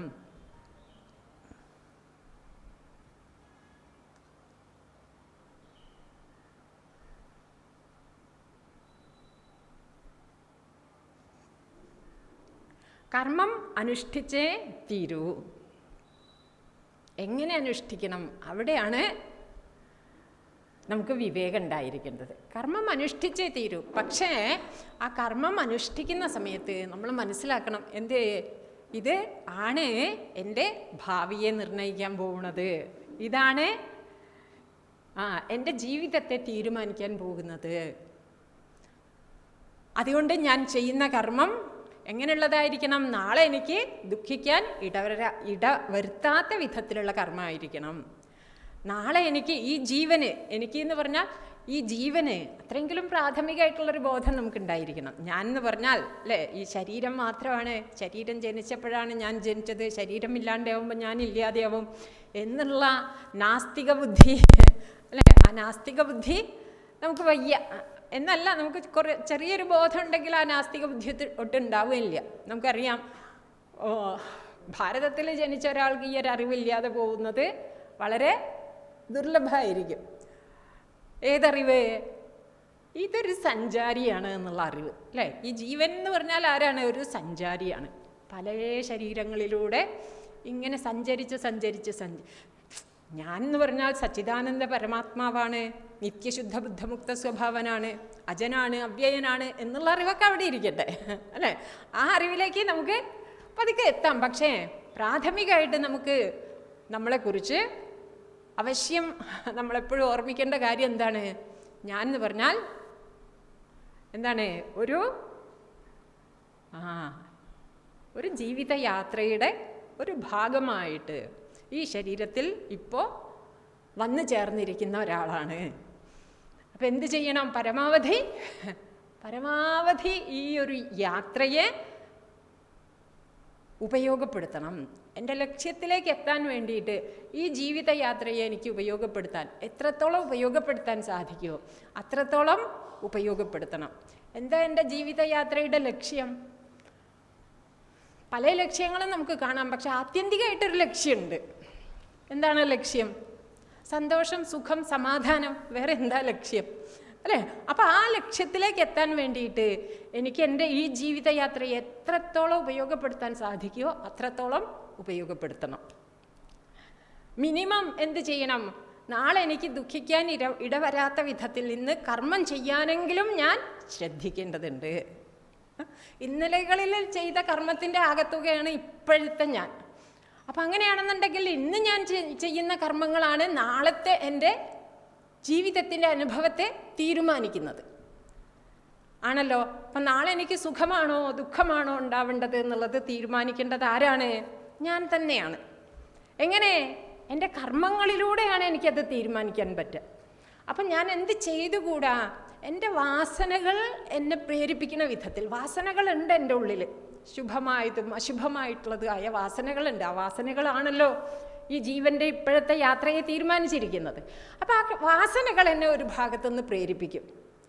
പിന്നെ പ്രകൃതിജമായിട്ട് തന്നെ ഇന്ദ്രിയങ്ങൾക്കൊക്കെ ഒരു സ്വഭാവമുണ്ട്, വിഷയങ്ങളിലേക്കൊക്കെ പോവുക, നിയന്ത്രണം ഇല്ലാതെ പോവുക എന്നുള്ള സ്വഭാവമുണ്ട്. അപ്പോൾ ആ സ്വഭാവത്തിനൊന്നും ഞാൻ അങ്ങനെ വഴിപ്പെട്ടുകൂടാ. ഒരു ഭാഗത്തുനിന്ന് നമ്മളെ വാസനകൾ പ്രേരിപ്പിക്കും, എന്തിനെ? ബഹിർമുഖമായിട്ട് സഞ്ചരിക്കാൻ വേണ്ടിയിട്ട്. വേറൊരു ഭാഗത്തുനിന്ന് ഇന്ദ്രിയങ്ങളും മനസ്സൊക്കെ അവയ്ക്ക് സഹജമായിട്ടുള്ളൊരു സ്വഭാവമുണ്ട്. വാസനകളില്ലാതെ ആരും ഉണ്ടാവില്ല. ഇനി അതുകൂടാതെ തന്നെ സഹജം ഈ വാസനകൾ ഉണരുന്നതിൻ്റെ മുന്നേ തന്നെ, അഥവാ വാസനകളൊന്നും ഉണർന്നിട്ടില്ലെങ്കിൽ പോലും വിഷയങ്ങളുടെ നടുക്കാണ് നമ്മൾ കഴിയുന്നത് എന്ന് വെച്ചിട്ടുണ്ടെങ്കിൽ, സ്വാഭാവികമായിട്ട് ഇന്ദ്രിയങ്ങൾക്കും വിഷയങ്ങളുടെ എന്ന് പറഞ്ഞാൽ ബഹിർമുഖമാക്കുന്ന, നമ്മളെ ബഹിർമുഖരാക്കുന്ന ഘടകങ്ങളുടെ നടുക്കാണ് നമ്മൾ കഴിയുന്നതെന്ന് വെച്ചിട്ടുണ്ടെങ്കിൽ സ്വാഭാവികമായിട്ട് അവയ്ക്കൊരു പ്രേരണ ഉണ്ട് വിഷയങ്ങളിലേക്ക് പോകാനായിട്ട്. അപ്പം അങ്ങനെ പോകാൻ നോക്കുമ്പോൾ വാസനകൾ ഉണരുകയും ചെയ്യും. ഇത് രണ്ട് വിധത്തിലും പ്രവർത്തിക്കും. ഒന്ന്, വിഷയങ്ങളൊന്നും ഇല്ലാത്ത കാട്ടിലോ മേട്ടിലോ പോയിട്ട് നമ്മൾ ഇരുന്നാലും അവിടുന്ന് വാസനകൾ ഉണർത്തിയിട്ട് പറയും, പോയിട്ട് അത് ചെയ്തോ, അല്ലെങ്കിൽ ഇന്ന കാഴ്ച കാണാൻ പോയിക്കോ, അല്ലെങ്കിൽ ഇന്ന അനുഭവം തേടി പോയിക്കോ എന്ന് വാസനകൾ ഇന്ദ്രിയങ്ങളെ പ്രേരിപ്പിക്കും, മനസ്സിനെ പ്രേരിപ്പിക്കും. ഇനി അതല്ലാതെ തിരിച്ചു സംഭവിക്കുമെന്ന് പറയാണ്. എങ്ങനെയാണ്? ഇന്ദ്രിയങ്ങളും മനസ്സും പ്രേരിപ്പിക്കുന്ന, അഥവാ ഇന്ദ്രിയങ്ങളും മനസ്സും അവയുടെ സഹജമായിട്ടുള്ള വിധത്തിൽ പ്രവർത്തിക്കുന്ന സമയത്ത് വാസനകൾ ഉണരും. അപ്പോൾ ഇത് രണ്ടും കൂടി ചേർന്ന് അങ്ങോട്ട് പ്രവർത്തിക്കാൻ തുടങ്ങും. അപ്പോൾ എന്താ പറയുന്നതെന്ന് വെച്ചാൽ, ഈ ജീവന് ശുഭമായിട്ടുള്ള വാസനകളുടെ ഒരു സഞ്ചയവുമുണ്ട്, അശുഭമായിട്ടുള്ള വാസനകളുടെ സഞ്ചയവുമുണ്ട്. അവ ഓരോ നിമിഷത്തിലും പ്രവർത്തിച്ചുകൊണ്ടിരിക്കുന്നുണ്ട്. മനുഷ്യൻ എന്നുള്ള നിലയ്ക്ക് ഈ മനുഷ്യജന്മം കിട്ടിയത് വലിയൊരു അനുഗ്രഹമാണ്. കാരണം എന്താണെന്ന് വെച്ചാൽ, എന്താണ് കാരണം? നമുക്കൊരു വിവേചന ശക്തി ഉണ്ട് ഉള്ളിൽ. നമ്മളുടെ ചിന്തയുടെ മേൽ പോലും നമുക്കൊരു കൺട്രോള് കൊണ്ടുവരാൻ സാധിക്കും, ഒരു നിയന്ത്രണം കൊണ്ടുവരാൻ സാധിക്കും. ചിന്തയുടെ മേലെ എന്ന് പറയേണ്ട, ആ ചിന്തയ്ക്കനുസരിച്ച് ഞാൻ പ്രവർത്തിക്കണോ വേണ്ടയോ എന്നുള്ളിടത്ത് നമുക്ക് നിശ്ചയമായിട്ടും എന്തുണ്ട്? ഒരു നിയന്ത്രണം ഉണ്ട്, ഒരു തീരുമാനിക്കാനുള്ള ഒരു സ്വാതന്ത്ര്യം നമുക്കുണ്ട്. ഒരു ചിന്ത ഉള്ളിൽ ഉണർന്നു, അതിനനുസരിച്ച് ഞാൻ പ്രവർത്തിക്കണോ വേണ്ടയോ എന്നുള്ളത് തീരുമാനിക്കാനുള്ള സ്വാതന്ത്ര്യം നിശ്ചയമായിട്ടും നമ്മുടെ ഉള്ളിലുണ്ട്. ചിന്ത വരണോ വേണ്ടയോ എന്ന് തീരുമാനിക്കാൻ വലിയ സ്വാതന്ത്ര്യം അഭ്യാസം കൊണ്ട് നമുക്ക് അവിടെയും നിയന്ത്രണം കൊണ്ടുവരാൻ സാധിക്കും. പക്ഷെ പ്രാകൃതനായിട്ടുള്ള ഒരു സാധാരണ നിലയിൽ ജീവിക്കുന്ന ഒരു മനുഷ്യനെ സംബന്ധിച്ചിടത്തോളം എന്ത് ചിന്ത വരണം വേണ്ട എന്ന് തീരുമാനിക്കുന്ന കാര്യത്തിൽ അവിടെ നമുക്ക് നിയന്ത്രണം പൂർണ്ണമായിട്ടില്ല. അവിടെ നമുക്ക് നിയന്ത്രണമില്ല. പക്ഷേ ആ ചിന്തയ്ക്കനുസരിച്ച് ഞാൻ പ്രവർത്തിക്കണോ വേണ്ടയോ എന്ന് തീരുമാനിക്കാൻ, ഇനി എന്തിനു പറയണ, ഇന്ദ്രിയങ്ങൾ ഒരു നിമിഷത്തിൽ ഇന്ദ്രിയങ്ങൾ വിഷയങ്ങളിലേക്ക് പോകാനായിട്ട് സന്നദ്ധമായിട്ട് അങ്ങോട്ട് വിഷയോന്മുഖമായിട്ട് നിന്നാൽ പോലും അവിടുന്ന് അതിനെ പിന്തിരിപ്പിക്കാനുള്ള സ്വാതന്ത്ര്യം നമുക്കുണ്ട്. എന്തോ കണ്ടു, നമുക്ക് ഇഷ്ടപ്പെട്ടില്ല, ദേഷ്യം വന്നു, ഉള്ളിൽ നിയന്ത്രണമൊന്നും ഉണ്ടായില്ല, ചീത്ത വിളിക്കാനായിട്ട് അതാ വാക്കുകളൊക്കെ കൂടി ഉരുണ്ടുകൂടി ഇവിടെ വന്നു, നാവിൻ്റെ തുമ്പത്ത് വന്നു. പക്ഷെ അവിടെ നമുക്ക് എന്ത് ചെയ്യാൻ പറ്റും? വേണമെങ്കിൽ പറയണോ വേണ്ടയോ എന്നൊന്ന്, അല്ലെ ആ വിവേകബുദ്ധി അവിടെ പ്രവർത്തിക്കുകയാണെന്നുണ്ടെങ്കിൽ പറയണോ വേണ്ടയോ എന്ന് തീരുമാനിച്ചിട്ട് നമുക്ക് ആ വാക്കിനെങ്കിലും അടക്കാൻ നമുക്ക് സാധിക്കും. മനസ്സിലായില്ലേ? ഇങ്ങനെ ഓരോ കാര്യത്തിലും അപ്പം നമുക്ക് ചെറിയൊരു നിയന്ത്രണം നമ്മുടെ കയ്യിലുണ്ട്. എവിടെയാണ് നിയന്ത്രണം ഉള്ളത്? എന്ത് ചെയ്യണം ചെയ്യണ്ട എന്ന് തീരുമാനിക്കുന്ന വിഷയത്തിൽ. അതാണ് കർമ്മത്തിലാണ് നമുക്ക് അധികാരമുള്ളത് എന്ന് ഭഗവാൻ പറയണത്. കർമ്മണ്യേവാധികാരസ്ഥ പറയുന്നുണ്ടല്ലോ. അതാണ് കർമ്മത്തിൽ അധികാരമുള്ളവനാണ് മനുഷ്യൻ. ശാസ്ത്രത്തിലുടനീളം നമ്മൾ കേൾക്കും, കർമ്മത്തിന് വിശിഷ്ടമായിട്ടുള്ള അധികാരമുള്ള ജന്മമാണ് മനുഷ്യജന്മം എന്നാ. എന്താണ്? മറ്റ് ജീവികൾക്ക് ഈ ഒരു നിയന്ത്രണമില്ല, ഈ ഒരു അനുഗ്രഹമില്ല. എന്തനുഗ്രഹമില്ല? ഒരു വാസന പ്രവർത്തിക്കുന്ന സമയത്ത് വാസനയ്ക്കനുസരിച്ചിട്ടാണല്ലോ അവയും പ്രവർത്തിക്കുന്നത്. വാസന പ്രവർത്തിക്കുന്ന സമയത്ത് അതിലൊരു നിയന്ത്രണം കൊണ്ടുവരാനുള്ള കഴിവ് മറ്റ് ജീവികൾക്കില്ല. പക്ഷെ മനുഷ്യന് അങ്ങനെയല്ല, അതിലൊരു നിയന്ത്രണം കൊണ്ടുവരാനുള്ള കഴിവുണ്ട്. കഴിവ് എത്ര നമ്മൾ ഉപയോഗിക്കുന്നോ ഇല്ല എന്നുള്ളത് വേറെ വിഷയം. നമ്മളെ കഴിവ് ഉപയോഗിക്കുന്നില്ലെങ്കിൽ നമ്മളും ആരെ പോലെ തന്നെയാണ്, നമ്മൾ യാന്ത്രികമായിട്ട് പ്രവർത്തിക്കുന്നവരാണ്. നമ്മളും മനുഷ്യന്മാരാണെന്നൊന്നും പറയാൻ സാധ്യമല്ല എന്നാ ശങ്കരാചാര്യസ്വാമികൾ നമ്മളോട് പറയുക. ഏത് കാലം വരെ മാത്രമേ നമ്മളെ മനുഷ്യൻ എന്ന് പറയാൻ സാധിക്കുള്ളൂ? വിവേകബുദ്ധി നമ്മളിൽ പ്രവർത്തിക്കുന്നിടത്തോളം കാലം മാത്രം. ഇതൊക്കെ തന്നെ വലിയ തിരിച്ചറിവാണ് അല്ലേ? കാരണം നമ്മൾ എത്ര യാന്ത്രികമായിട്ടാണ് നമ്മളുടെ ജീവിതത്തെ ഇങ്ങനെ പോകാൻ അനുവദിക്കുന്നത്, ഒരു നിയന്ത്രണവും കൊണ്ടുവരാതെ വളരെ യാന്ത്രികമായിട്ട്. എന്താ പറയുക, അന്നേരത്തെ ചിന്തയ്ക്കും തോന്നലുകൾക്കും അനുസരിച്ചിട്ട് നമ്മളങ്ങനെ കയറൂരി വിട്ടിരിക്കുകയാണ്. എങ്ങനെയെങ്കിലുമൊക്കെ പോവട്ടെ, എവിടെയെങ്കിലുമൊക്കെ പോയിട്ട് നിൽക്കട്ടെ എന്നുള്ള മട്ടിൽ, അല്ലേ? എവിടെയെങ്കിലുമൊക്കെ നിൽക്കും. പക്ഷേ ആ നിൽക്കൽ എങ്ങനെയായിരിക്കും? നല്ലപോലെ ഡ്രൈവ് ചെയ്യാൻ അറിയുന്ന ആൾക്കാരാണെന്നുണ്ടെങ്കിൽ ബ്രേക്ക് ചവിട്ടിയിട്ട് ശരിക്കും നിർത്തും. പക്ഷെ അങ്ങനെ അത്ര ശീലമൊന്നും ആയിട്ടില്ലെങ്കിൽ എന്താ സംഭവിക്കുക? എവിടെയെങ്കിലുമൊക്കെ പോയിട്ട് ഇടിച്ചു നിൽക്കും. അതുപോലെ ഇടിച്ചു നിൽക്കേണ്ട അവസ്ഥ നമ്മുടെ ജീവിതത്തിന് ഉണ്ടായിക്കൂടാ. നമുക്ക് എന്ത് വേണം? ഇതിനെ ലക്ഷ്യത്തിൽ കൊണ്ടുപോയിട്ട് എത്തിക്കണം. ആ ലക്ഷ്യം നമുക്ക് ആനന്ദമായിട്ടിരിക്കാൻ സാധിക്കണം എന്നുള്ളതാണ്. അങ്ങനെ ഒരു ലക്ഷ്യം എനിക്കില്ല എന്ന് ആർക്കെങ്കിലും പറയാൻ പറ്റുമോ? എനിക്ക് ആനന്ദമൊന്നും ലക്ഷ്യമായിട്ടില്ല എന്ന് ആർക്കെങ്കിലും പറയാൻ പറ്റുമോ? ആർക്കും പറയാൻ പറ്റില്ല, അല്ലേ? എല്ലാവരും ഇങ്ങനെ ഒരു വേട്ടയാടലാണ്. എന്ത് ചെയ്താലാണ് ആനന്ദം കിട്ടുക? എവിടെ പോയാലാണ് ആനന്ദം കിട്ടുക? അല്ലേ? എങ്ങനെയാണ് എനിക്ക് സന്തോഷമായിട്ടിരിക്കാൻ പറ്റുക? എങ്ങനെയാണ് സന്തോഷമായിട്ടിരിക്കാൻ പറ്റുക? ഇത് നമ്മുടെ ജീവിതാനുഭവങ്ങൾ വെച്ച് നോക്കുമ്പോൾ ചില കാര്യങ്ങളൊന്നും ചെയ്താൽ നമുക്ക് സന്തോഷം കിട്ടുന്നില്ല, പിന്നെ നമുക്ക് അനുഭവത്തിൽ സന്തോഷം കിട്ടുന്നില്ല. പക്ഷെ എന്നാലും നമുക്ക് എന്ത് ചെയ്യാൻ പറ്റുന്നില്ല? ഈ ഒരു അന്വേഷണത്തെ നമുക്ക് വേണ്ട വയ്ക്കാൻ പറ്റുന്നില്ല. അതും ഒരു അത്ഭുതകരമായിട്ടുള്ള തിരിച്ചറിവാണ് കേട്ടോ. എന്താണ് ഈ എനിക്ക് സുഖമായിരിക്കണം, സന്തോഷമായിരിക്കണം, സമാധാനമായിരിക്കണം, അല്ലേ? എനിക്ക് പൂർണ്ണനായിട്ടിരിക്കണം. എനിക്കിങ്ങനെ ചെറുതായിട്ടിരിക്കാൻ വയ്യ. എനിക്ക് എന്താവണം? പൂർണ്ണനായിട്ടിരിക്കണം. ഈ ഒരു ത്വര നമ്മുടെ ഉള്ളിലുള്ള സഹജമായിട്ടുള്ളൊരു പ്രേരണയാണത്. അതിൽ നിന്നും നമുക്ക് അത് വേണ്ട.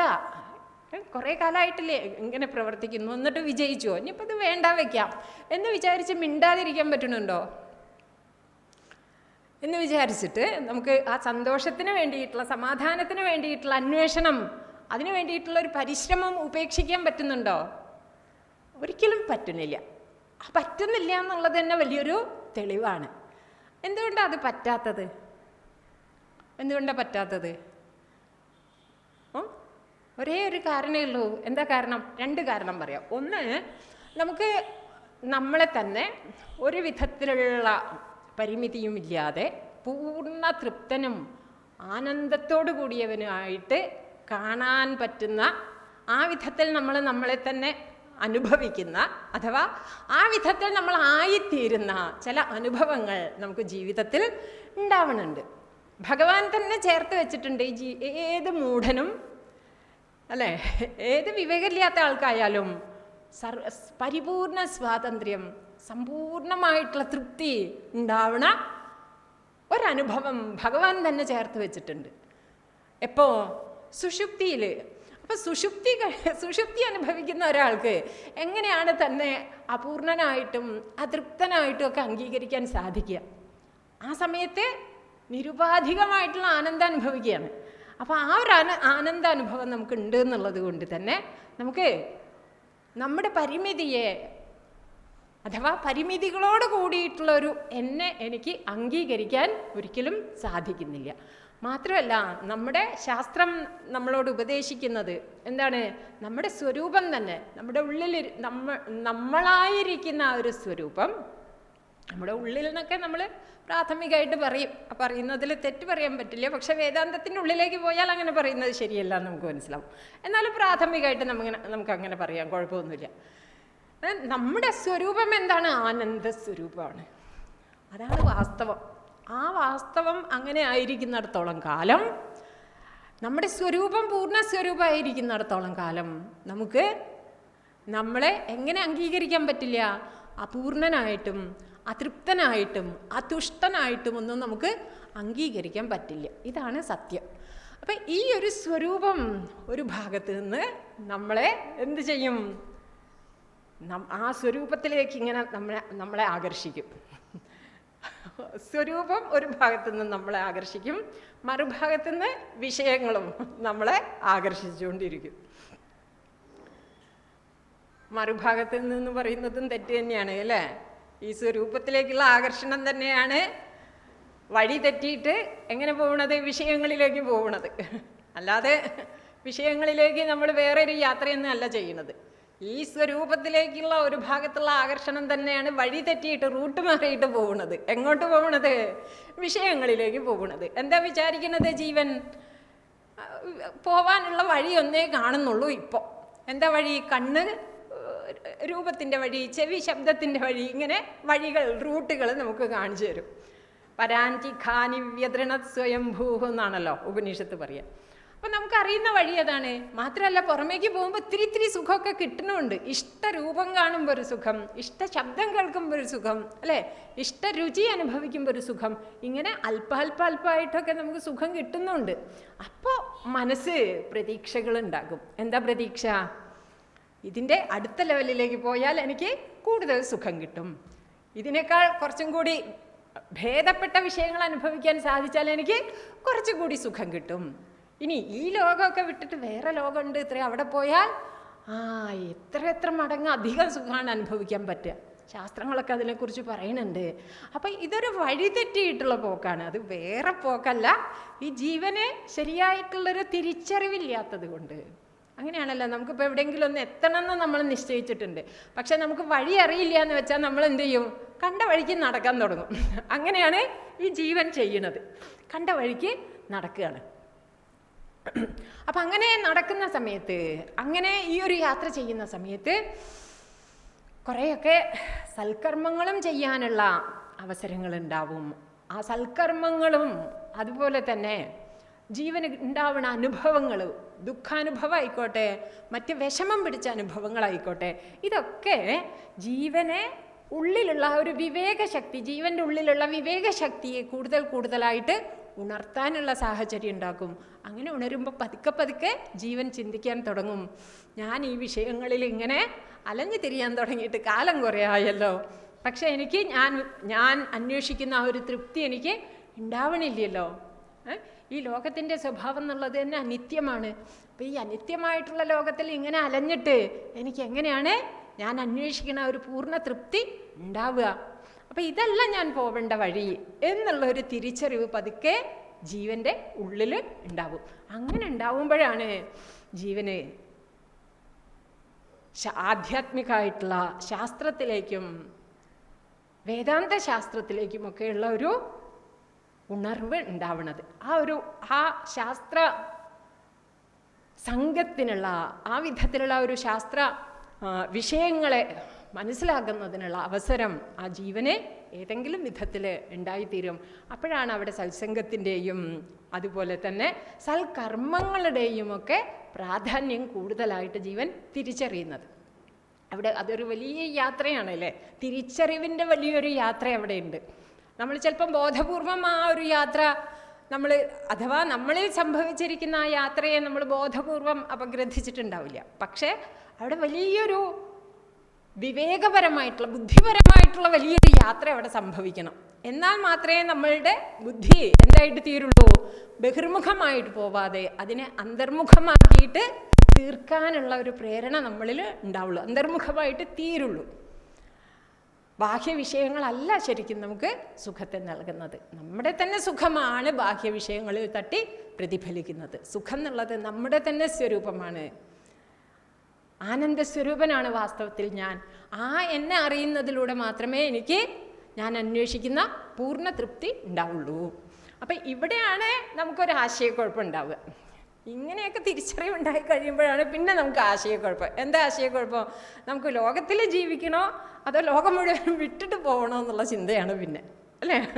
ലോകം മുഴുവൻ വിട്ട് നമുക്ക് എന്താ പറയുക, നമ്മൾ സാധാരണ പറയുന്ന ആധ്യാത്മിക ജീവിതം നയിക്കണോ അതോ നമ്മുടെ ലോകത്തിലുള്ള മറ്റ് കാര്യങ്ങളുമായിട്ട് നമ്മൾ പോകണോ? പിന്നെ ലോകത്തിൽ ഈ ചെയ്യുന്ന കർമ്മങ്ങൾക്കൊക്കെ പ്രസക്തി ഉണ്ടോ? പിന്നെ ഞാൻ ഇനി എന്തിനാ പഠിക്കുന്നത്, അല്ലെങ്കിൽ ഞാൻ ഇനി എന്തിനാ ഉദ്യോഗം നോക്കുന്നത്, അല്ലെങ്കിൽ ഞാൻ ഇനി എന്തിനാ കുടുംബമായിട്ട് ജീവിക്കുന്നത്? കാരണം എന്താ, ഇതൊന്നും ഉപകാരപ്പെടില്ല. എൻ്റെ സ്വരൂപത്തെ അറിയുന്നത് മാത്രമല്ലേ എനിക്ക് ആനന്ദത്തെ നൽകുള്ളൂ.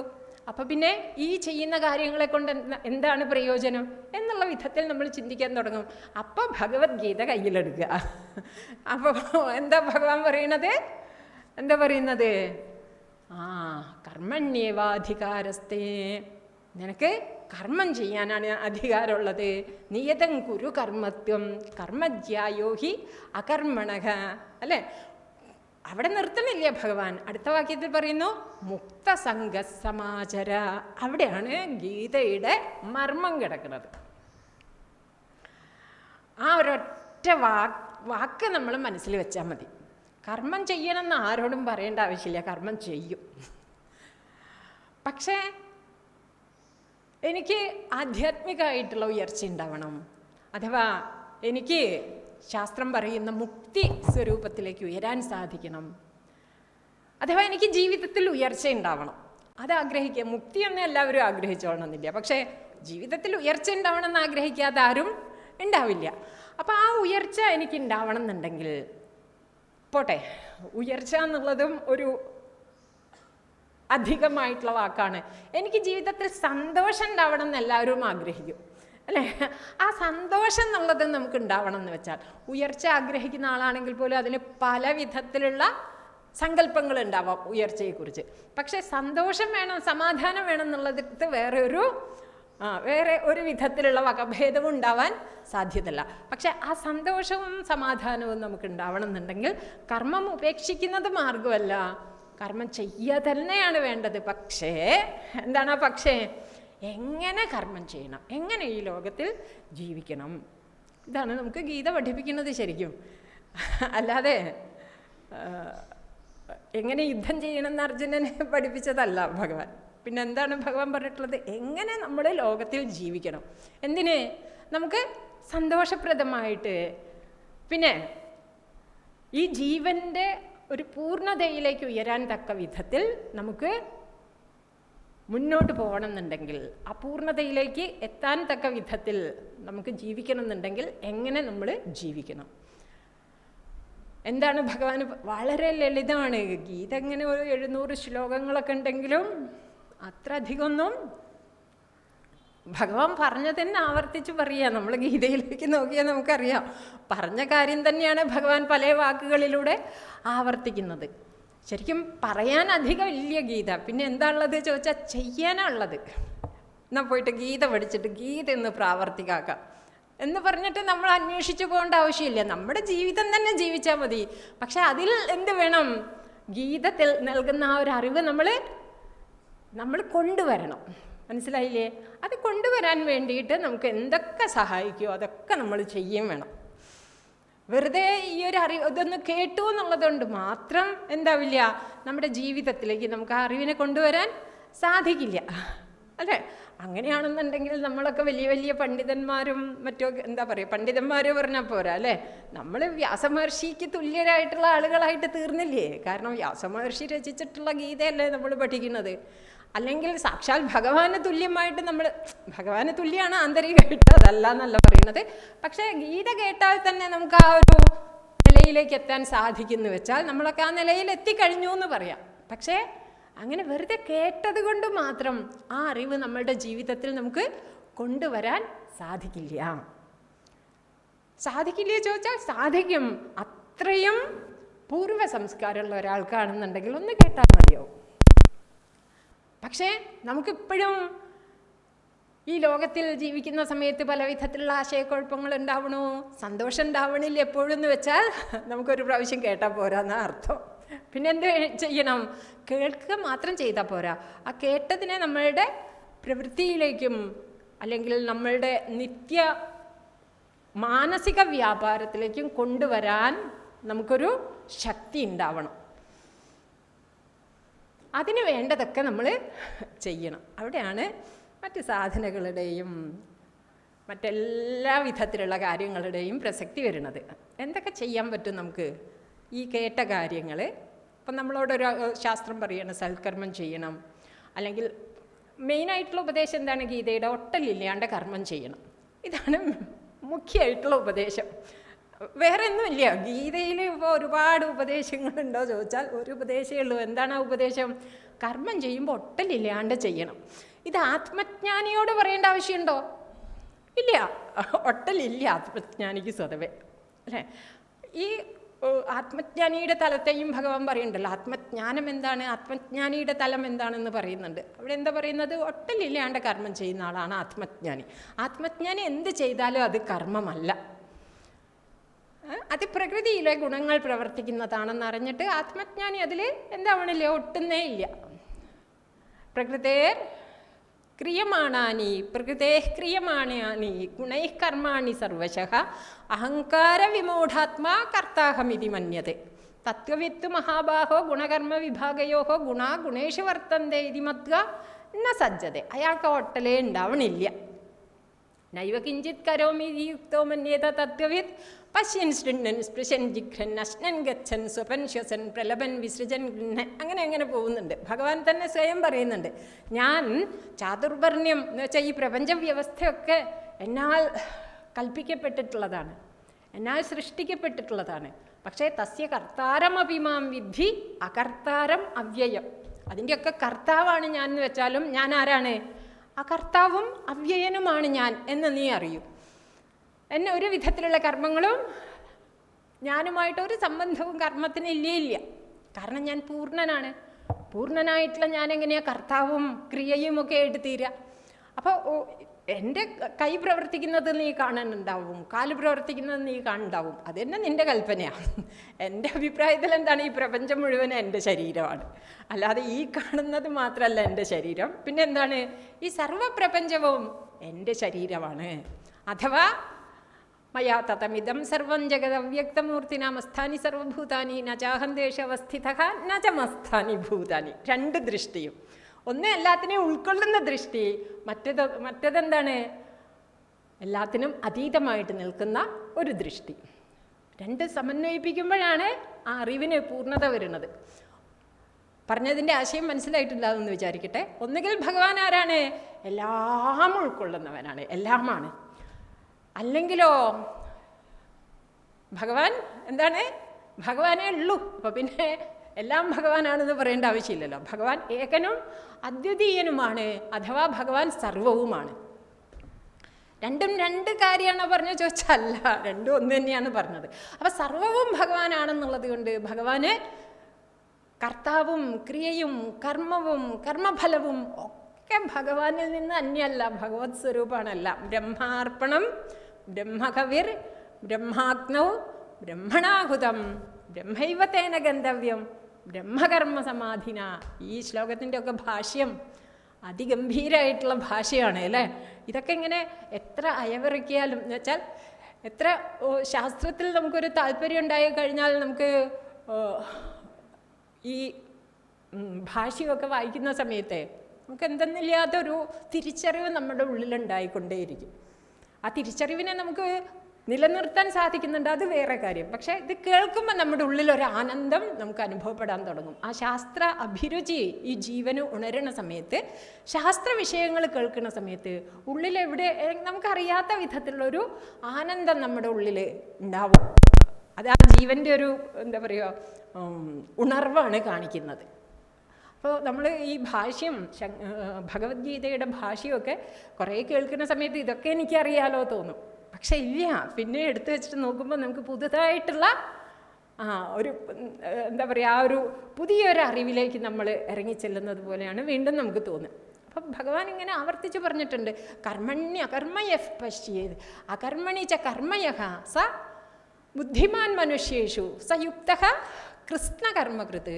എന്താ അതിൻ്റെയൊക്കെ ഒരു ഭാഷയല്ലേ, അതിഗംഭീരമായിട്ടുള്ള ഭാഷയാണ്. അപ്പോൾ അവിടെയൊക്കെ ഭഗവാൻ പറയുന്നത് എന്താണെന്ന് വെച്ചാൽ, ഞാൻ കർമ്മങ്ങളൊക്കെ ചെയ്യുന്നവനെ പോലെ കാണുന്നുണ്ടെങ്കിലും വാസ്തവത്തിൽ ഞാനൊന്നും ചെയ്യുന്നില്ല. എന്നെപ്പോലെ തന്നെയാണ് ആര്? എൻ്റെ തത്വത്തെ അറിയുന്ന ആളും. എന്താണ് തസ്യ കാര്യം ന വിദ്യത്തെ എന്നാണ്. യസ്തു ആത്മരതിരേവ സ്യാത് ആത്മതൃപ്തശ്ച മാനവഃ ആത്മന്യേവ ച സന്തുഷ്ടഃ തസ്യ കാര്യം ന വിദ്യത്തെ നൈവ തസ്യ കൃതേനാർത്ഥോ എന്നൊക്കെ 3-ാം അധ്യായത്തിൽ ഭഗവാൻ പറയുന്നുണ്ട്. അപ്പോൾ ഈ ഒരു ഭഗവാനെ സംബന്ധിച്ചിടത്തോളം കർമ്മമില്ല എന്ന് വെച്ചിട്ട് ഭഗവാനൊന്നും ചെയ്യാണ്ടിരുന്നു എന്നാണ് അർത്ഥം. എല്ലാം ചെയ്യുന്നവനാണെങ്കിലും ഭഗവാൻ പറയണു ഞാനൊന്നും ചെയ്യുന്നവനല്ല. എങ്ങനെയാണ് ആ അറിവ് ഭഗവാൻ ഉണ്ടായി, അഥവാ ആ അറിവിൻ്റെ ഒരു സ്വരൂപം എന്താണ്? ഭഗവാൻ എങ്ങനെയാണ് അറിവുണ്ടാവണമെന്ന് ചോദിക്കുന്നത് എന്തൊരു മണ്ടത്തരമാണ് അല്ലേ. പക്ഷേ നമ്മുടെ തലത്തിൽ അതൊക്കെ ചോദിക്കാൻ കുഴപ്പമില്ല, അതിൻ്റെ താല്പര്യം നമുക്ക് മനസ്സിലായാൽ മതി. എന്താണ് അറിവിൻ്റെ സ്വരൂപം? അറിവിൻ്റെ സ്വരൂപം ഇതാണ്. എന്താണ്? നിത്യ ശുദ്ധ ബുദ്ധ മുക്ത സ്വരൂപമായിട്ടുള്ള ഞാൻ പിന്നെ എങ്ങനെയാണ് കർമ്മം ചെയ്യുക? എല്ലാം നമ്മൾ കർമ്മം ചെയ്യുക എന്ന് പറയുമ്പോൾ അതിന് കുറേ ഘടകങ്ങൾ ആവശ്യമാണ്. എന്തൊക്കെ ഘടകങ്ങൾ ആവശ്യം കർമ്മം ചെയ്യാൻ? ഒന്ന് പറഞ്ഞു നോക്കൂ, എന്തൊക്കെ ഘടകങ്ങളാണ് വേണ്ടത് കർമ്മം ചെയ്യാൻ?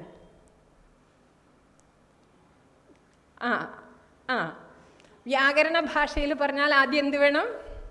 കർമ്മം ചെയ്യണമെന്നുണ്ടെങ്കിൽ, ക്രിയ നടക്കണമെന്നുണ്ടെങ്കിൽ ആര് വേണം? കർത്താവ് വേണം. പിന്നെ കർത്താവ് ഉണ്ടായതുകൊണ്ട് മാത്രം കർമ്മം നടക്കില്ലല്ലോ. പിന്നെ എന്ത് വേണം? കരണം വേണം അല്ലെ? പ്രവർത്തിക്കാനുള്ള കരണങ്ങൾ വേണം. പിന്നെ ക്രിയ, പിന്നെ എന്ത് കർമ്മമായാലും അതിനൊരു ഫലം എന്നുള്ളതുണ്ട്. അപ്പം ഈ ഘടകങ്ങളൊക്കെ ചേർന്നതാണ് കർമ്മം എന്നുള്ളത്. ഇവിടെ ഭഗവാൻ പറയാണ് എന്ത്? എന്നിൽ നിന്ന് അന്യമായിട്ടൊന്നുമില്ല. കർത്താവ് ആരാണ്? ഞാനാണ്. കർമ്മം ആരാണ്? അതും ഞാനാണ്. ക്രിയ എന്താണ്? അതും ഞാനാണ്. കരണങ്ങൾ എന്താണ്? അതും ഞാനാണ്. എന്ന് വെച്ചാൽ ഒന്നുകിൽ ഇതെല്ലാം ഞാനാണെന്ന് പറയാം, അല്ലെങ്കിൽ എന്ത് പറയാം? ഇതൊന്നും വാസ്തവത്തിൽ ഇല്ല. കർത്താവ്, കർമ്മം, ക്രിയ എന്നുള്ളതൊക്കെ ഏതുപോലെ മാത്രമാണ്? നമ്മൾ ഈ സ്വപ്നത്തിൽ പലത് കാണുന്നത് പോലെ മാത്രമാണ്. സ്വപ്ന കർത്താവായിട്ടും അല്ലേ, സ്വപ്ന ദ്രഷ്ടാവായിട്ടും സ്വപ്ന ആടകനായിട്ടും ഒക്കെ ഒരേ ആൾ തന്നെ തീരുന്നത് പോലെ ഒരു മായാജാലമാണ് എന്ത്?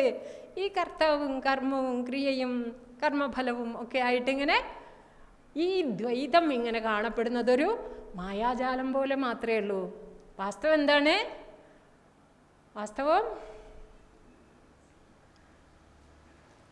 ഗുരുദേവന്റെ ഭാഷയിൽ പറഞ്ഞാൽ നേരായുണർന്നളവ് ഉണർന്നവനാമശേഷം. ഉറക്കത്തിൽ എന്തൊക്കെയുണ്ട്? പേരായിരം പ്രതിഭയായിരം ഇങ്ങിവറ്റിൽ ആരാലെഴും പ്രതിഭയായിരമാം പ്രപഞ്ചം ഓരായിൽ നേരിത്. ഇതൊക്കെ നേര് തന്നെയാണ്. കർത്താവാണ് ഞാൻ, ഇതെൻ്റെ ക്രിയയാണ്, ഞാൻ എന്തൊക്കെ ചെയ്തു എന്നറിയോ അല്ലേ? ഇതൊക്കെ ഉണ്ട്. എപ്പോ? ഇവരൊക്കെ എൻ്റെ കർമ്മത്തിൻ്റെ ഫലം അനുഭവിക്കുന്നവർ. ഇങ്ങനെയുള്ള ഭാവങ്ങളൊക്കെ ഉണ്ട്. പക്ഷേ ഇതെന്തുപോലെയാണ്? സ്വപ്ന ലോകം പോലെയാണ്. സ്വപ്നലോകത്തിൽ ഇനി എന്താ പറയുക, 10,000-കണക്കിന് ആളുകൾ ഉണ്ടെങ്കിലും ഉണർന്നു കഴിഞ്ഞാൽ ഉണർന്നവനാമശേഷം. പല ഘടകങ്ങളും സ്വപ്നലോകത്തിലുണ്ടെങ്കിലും ഉണർന്നു കഴിഞ്ഞാൽ എന്താണ്? ഉണർന്നവനാമശേഷം.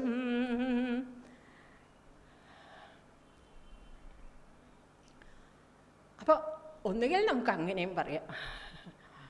എങ്ങനെ പറയാം? ഒന്നുകിൽ പറയാം ഇതെല്ലാം ഞാനാണ്. ഭഗവാന്റെ ഒരു ഭാഷ്യം അതാണ്. ഒരു ഭഗവാൻ പറയുന്നത് എങ്ങനെയാണ്? രണ്ട് വിധത്തിലും മനസ്സിലാക്കണം എന്നുള്ളത് കൊണ്ടാണ് അങ്ങനെ പറയണത്. ഇതെല്ലാം ഞാനാണെന്ന് പറയും.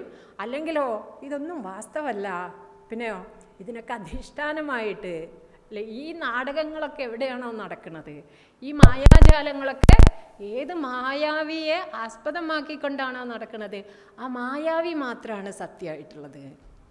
ആ മായാവിയാണ് വാസ്തവത്തിൽ നിന്റെ സ്വരൂപം. മനസ്സിലായി? ആ ഏകമായിട്ടുള്ള സ്വരൂപമാണ്. പലതായിട്ട് കാണപ്പെടുമ്പോഴും പലതല്ല. പല ജ്ഞാനികളുണ്ട് ഇപ്പൊന്ന് നമ്മൾ പറയും. പക്ഷെ ഭഗവാന്റെ അഭിപ്രായത്തിൽ എന്താണ്? ആകെ ഞാനേ ഉള്ളൂ, പിന്നെ നീ എങ്ങനെയാ ഞാൻ അഭിമാനിക്കണതെന്നാണ് ഭഗവാൻ നമ്മളോട് ചോദിക്കുന്നത്. ഞാനേ ഉള്ളൂ. എന്നിലേക്ക് വന്നിട്ട് എന്നിലേക്ക് നിന്റെ ബുദ്ധി പ്രവേശിച്ചിട്ട് നീ ഞാൻ എന്ന് പറഞ്ഞോ, ഞാനേ ഉള്ളൂ എന്ന് പറഞ്ഞോ. അതാണ് ഈ ചെറിയ അഹം അങ്ങോട്ട് നീങ്ങിപ്പോയിട്ട് ആ ഒരു വലിയ അഹം എന്നുള്ളതിലേക്ക് നമ്മുടെ ബുദ്ധി ഉണരണം. അങ്ങനെ ഉണർന്നാലാവട്ടെ എന്താണ്? ഉണർന്നവനാമശേഷം. ആ ഉണർവ് വന്നു കഴിഞ്ഞാൽ പിന്നെ ഉണർന്നവനേ ഉള്ളൂ. പക്ഷെ ആ ദൃഷ്ടി ഇപ്പം നമുക്ക് വന്നിട്ടില്ലല്ലോ എന്നാണ് പറയണത്. വന്നാലും ഇല്ലെങ്കിൽ അതാണ് കേട്ടോ സത്യം. നമുക്ക് അറിവ് ഉണ്ടോ ഇല്ലയോ എന്നുള്ളത് സത്യത്തിന് പ്രശ്നമല്ല. കാരണം സത്യം എന്ന് പറഞ്ഞാൽ തന്നെ എന്താണ്? മാറ്റാൻ പറ്റാത്തത് എന്നാണ് സത്യം. അപ്പം നമ്മൾ അറിഞ്ഞാലും ഇല്ലെങ്കിലും സത്യം സത്യമായിട്ട് തുടരും. എന്താണ് സത്യം? എന്താണ് സത്യം?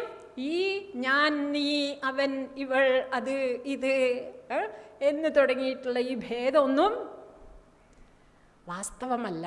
വാസ്തവമായിട്ടുള്ള എന്താണ്? ഇതിനൊക്കെ സാക്ഷിയായിട്ട് നിൽക്കുന്ന ഒരു പൊരുളുണ്ട്. ആ പൊരുൾ മാത്രമാണ് സത്യമായിട്ടുള്ളത്. ആ പൊരുളിലേക്ക് ഉയർന്നിട്ട് ഞാൻ എന്ന് പറഞ്ഞോളൂ. അപ്പം നിനക്കും എന്ത് പറയാൻ പറ്റും? ഞാനൊന്നും ചെയ്യുന്നില്ല എന്ന് പറയാൻ പറ്റും. ഒരു ഭാഗത്തെല്ലാം ചെയ്തും കൊണ്ട്, പക്ഷെ മറുഭാഗത്ത് ഞാനൊന്നും ചെയ്യുന്നില്ല എന്നുള്ള അറിവിൽ ഇരിക്കാൻ സാധിക്കും. അതാണ് സ്വാതന്ത്ര്യം, അതാണ് മോക്ഷം. മനസ്സിലായില്ലേ? എല്ലാം ചെയ്തും കൊണ്ട് ഒന്നിലും ഒട്ടാതിരിക്കുക, അതാണ് മോക്ഷം. അവിടെയാണ് സ്വാതന്ത്ര്യം ഉള്ളത്, അവിടെയാണ് തൃപ്തിയുള്ളത്. അതിലേക്ക് ഉണർന്നാൽ മതി, ഇനിയൊന്നും ചെയ്യേണ്ട ആവശ്യമില്ല എന്നാണ് വേദാന്ത ദൃഷ്ടിയിൽ. എന്താണ്? അതിലേക്ക് ഉണരണം. അല്ലെങ്കിൽ അല്ലാതെ എന്തോ ചെയ്തിട്ട് ഇനി അത് ആവണം എന്നല്ല. പിന്നെയോ ആ ഒരു അറിവിലേക്ക് ഉണരണം എന്നുവെച്ചാൽ എന്താ അർത്ഥം? ഇപ്പോഴും അങ്ങനെ തന്നെയാണ്. ഈ അഭിമാനമൊക്കെ ആയിട്ട് താങ്ങാൻ പറ്റാതെ നടക്കുമ്പോഴും അല്ലെ, എന്താ പറയുക, എണ്ണമില്ലാത്ത അഭിമാനങ്ങളുമായിട്ട്. എന്തൊക്കെ അഭിമാനമാണ് അല്ലേ? ഈ ശരീരാഭിമാനം വന്നു കഴിഞ്ഞാൽ പിന്നെ എന്തൊക്കെ അഭിമാനം അതിൻ്റെ മുകളിൽ വരും എന്നുള്ളതിൽ ഒരു കണക്കുമില്ല. പക്ഷെ അങ്ങനെയുള്ള അഭിമാനങ്ങളെല്ലാമായിട്ട് ഭാരം പേറി കഷ്ടപ്പെടുമ്പോഴും സത്യം എന്താണ്? ഒന്നിലും ഒട്ടലില്ലാതെ സത്യം ഞാൻ നിലകൊള്ളുന്നു. ഇതാണ് വാസ്തവം. ബാക്കിയെല്ലാം എന്താണ്? ഒരു മിഥ്യാലോകത്തിലുള്ള അനുഭവങ്ങൾ മാത്രമാണ്, ഒരു മായാലോകത്തിലുള്ള അനുഭവങ്ങൾ മാത്രമാണ്, ഒരു സ്വപ്നാനുഭവം പോലെ മാത്രമേ ഉള്ളൂ. അതിൻ്റെ ഉൾപ്പിരിവിലേക്ക് പോയിട്ടുള്ള ആഴമേറിയ ചിന്ത ചെയ്യണില്ല. സ്വപ്നം എന്നൊക്കെ പറഞ്ഞാൽ ആളുകൾ വേറെ വിധത്തിലൊക്കെ ചിന്തിക്കും, അതിലേക്ക് പോകണില്ല തൽക്കാലം. പക്ഷേ ഇത്രയും മതി നമുക്ക് ഈ ഒരു എന്താ പറയുക, ഈ ഭാരം കുറയ്ക്കാൻ നമുക്ക് ഈ ഒരു അറിവ് നമ്മൾ ഉള്ളിൽ സൂക്ഷിച്ചാൽ മതി. എന്താ അറിവ്? ഈ ജീവൻ എന്ന് പറയുന്നതും ഈ ജീവൻ്റെ അനുഭവങ്ങളും എല്ലാം തന്നെ എന്തുപോലെയാണ്? ഒരു സ്വപ്നത്തിലുള്ള അനുഭവം പോലെ മാത്രമേ ഉള്ളൂ. വാസ്തവത്തിൽ ഞാൻ ആരാണ്? ഞാൻ ഇതിനൊക്കെ സാക്ഷിയായിട്ട് ഏതിലാണോ ഈ അനുഭവങ്ങളൊക്കെ ഇങ്ങനെ അരങ്ങേറിക്കൊണ്ടിരിക്കുന്നത്, ആ ശുദ്ധമായിട്ടുള്ള ഞാൻ ആരാണ്? ശുദ്ധമായിട്ടുള്ള സ്വരൂപമാണ്, ആനന്ദസ്വരൂപമാണ്, ആനന്ദസ്വരൂപമാണ് ഞാൻ. അപ്പം പക്ഷെ എൻ്റെ അനുഭവത്തിൽ അങ്ങനെയല്ലോ, എനിക്ക് പല ദുഃഖങ്ങളുണ്ടല്ലോ എന്നാണ് അല്ലേ. അത് ഒരു സ്വപ്നാനുഭവം പോലെ കണക്കാക്കൂ എന്നാണ്. എന്ത് ദുഃഖമുണ്ട് എന്ന് പറഞ്ഞാലും ഒരു ഭാഗത്ത് എന്താണ്? അതൊരു സ്വപ്നാനുഭവമാണ്, വാസ്തവമല്ല. വാസ്തവം എന്താണ്? ആനന്ദസ്വരൂപം എന്നുള്ളതാണ് സത്യം. എന്തൊരാശ്വാസമായിട്ടുള്ള അറിവാന്നാലോ ചോദിക്കൂ അല്ലേ. ഈ ജീവൻ വാസ്തവത്തിൽ എന്താണ്? ജീവൻ എന്ന് പറഞ്ഞാൽ തന്നെ ജനിച്ചു മരിച്ച് ദുഃഖിച്ച് സുഖിച്ച് കഴിയുന്ന ആള്. പക്ഷെ ഈ ജീവൻ വാസ്തവത്തിൽ ജീവനല്ല, പിന്നെ ആരാണ്?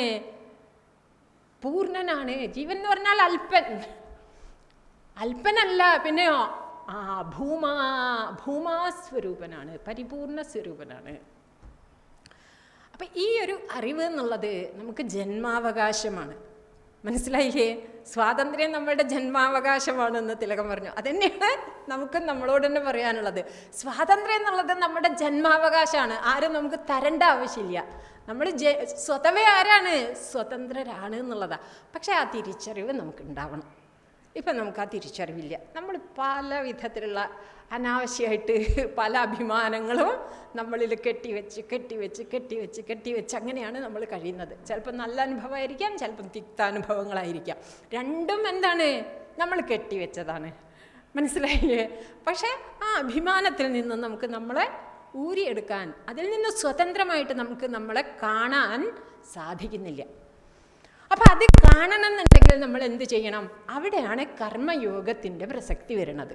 എന്താ കർമ്മയോഗം? അവിടെ ഒട്ടലില്ലാണ്ട് കർമ്മം ചെയ്യുക എന്നുള്ളതാണ്. ഒരു ഭാഗത്ത് അത് സഹജമായിട്ടുള്ള അറിവാണെന്നുണ്ടെങ്കിൽ, എവിടെയാണ് സഹജമായിട്ടുള്ള അറിവ്? ആത്മജ്ഞാനിയിലും അവതാര പുരുഷന്മാരിലും അത് സഹജമായിട്ടുള്ള അറിവാണ്, ഞാനൊന്നും ചെയ്യുന്നില്ല എന്നുള്ളത്. പക്ഷേ ജീവനെ സംബന്ധിച്ചിടത്തോളം ആ അറിവ് ഇപ്പോൾ സഹജമല്ല. ജീവൻ എന്താ പറയണത്?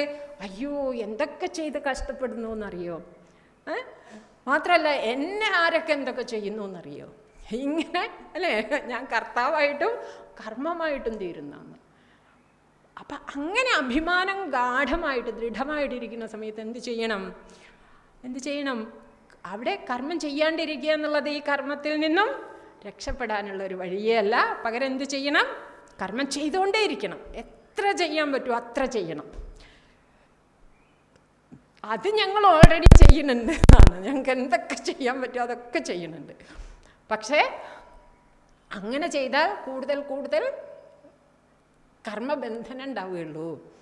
കൂടുതൽ കൂടുതൽ താതാത്മ്യങ്ങളും കൂടുതൽ കൂടുതൽ ദുഃഖത്തിനുള്ള അവസരങ്ങളും ഇതൊക്കെ മാത്രമേ അങ്ങനെ വിവേകമില്ലാണ്ട് കർമ്മം ചെയ്താൽ ഉണ്ടാവാൻ പോകുന്നുള്ളൂ.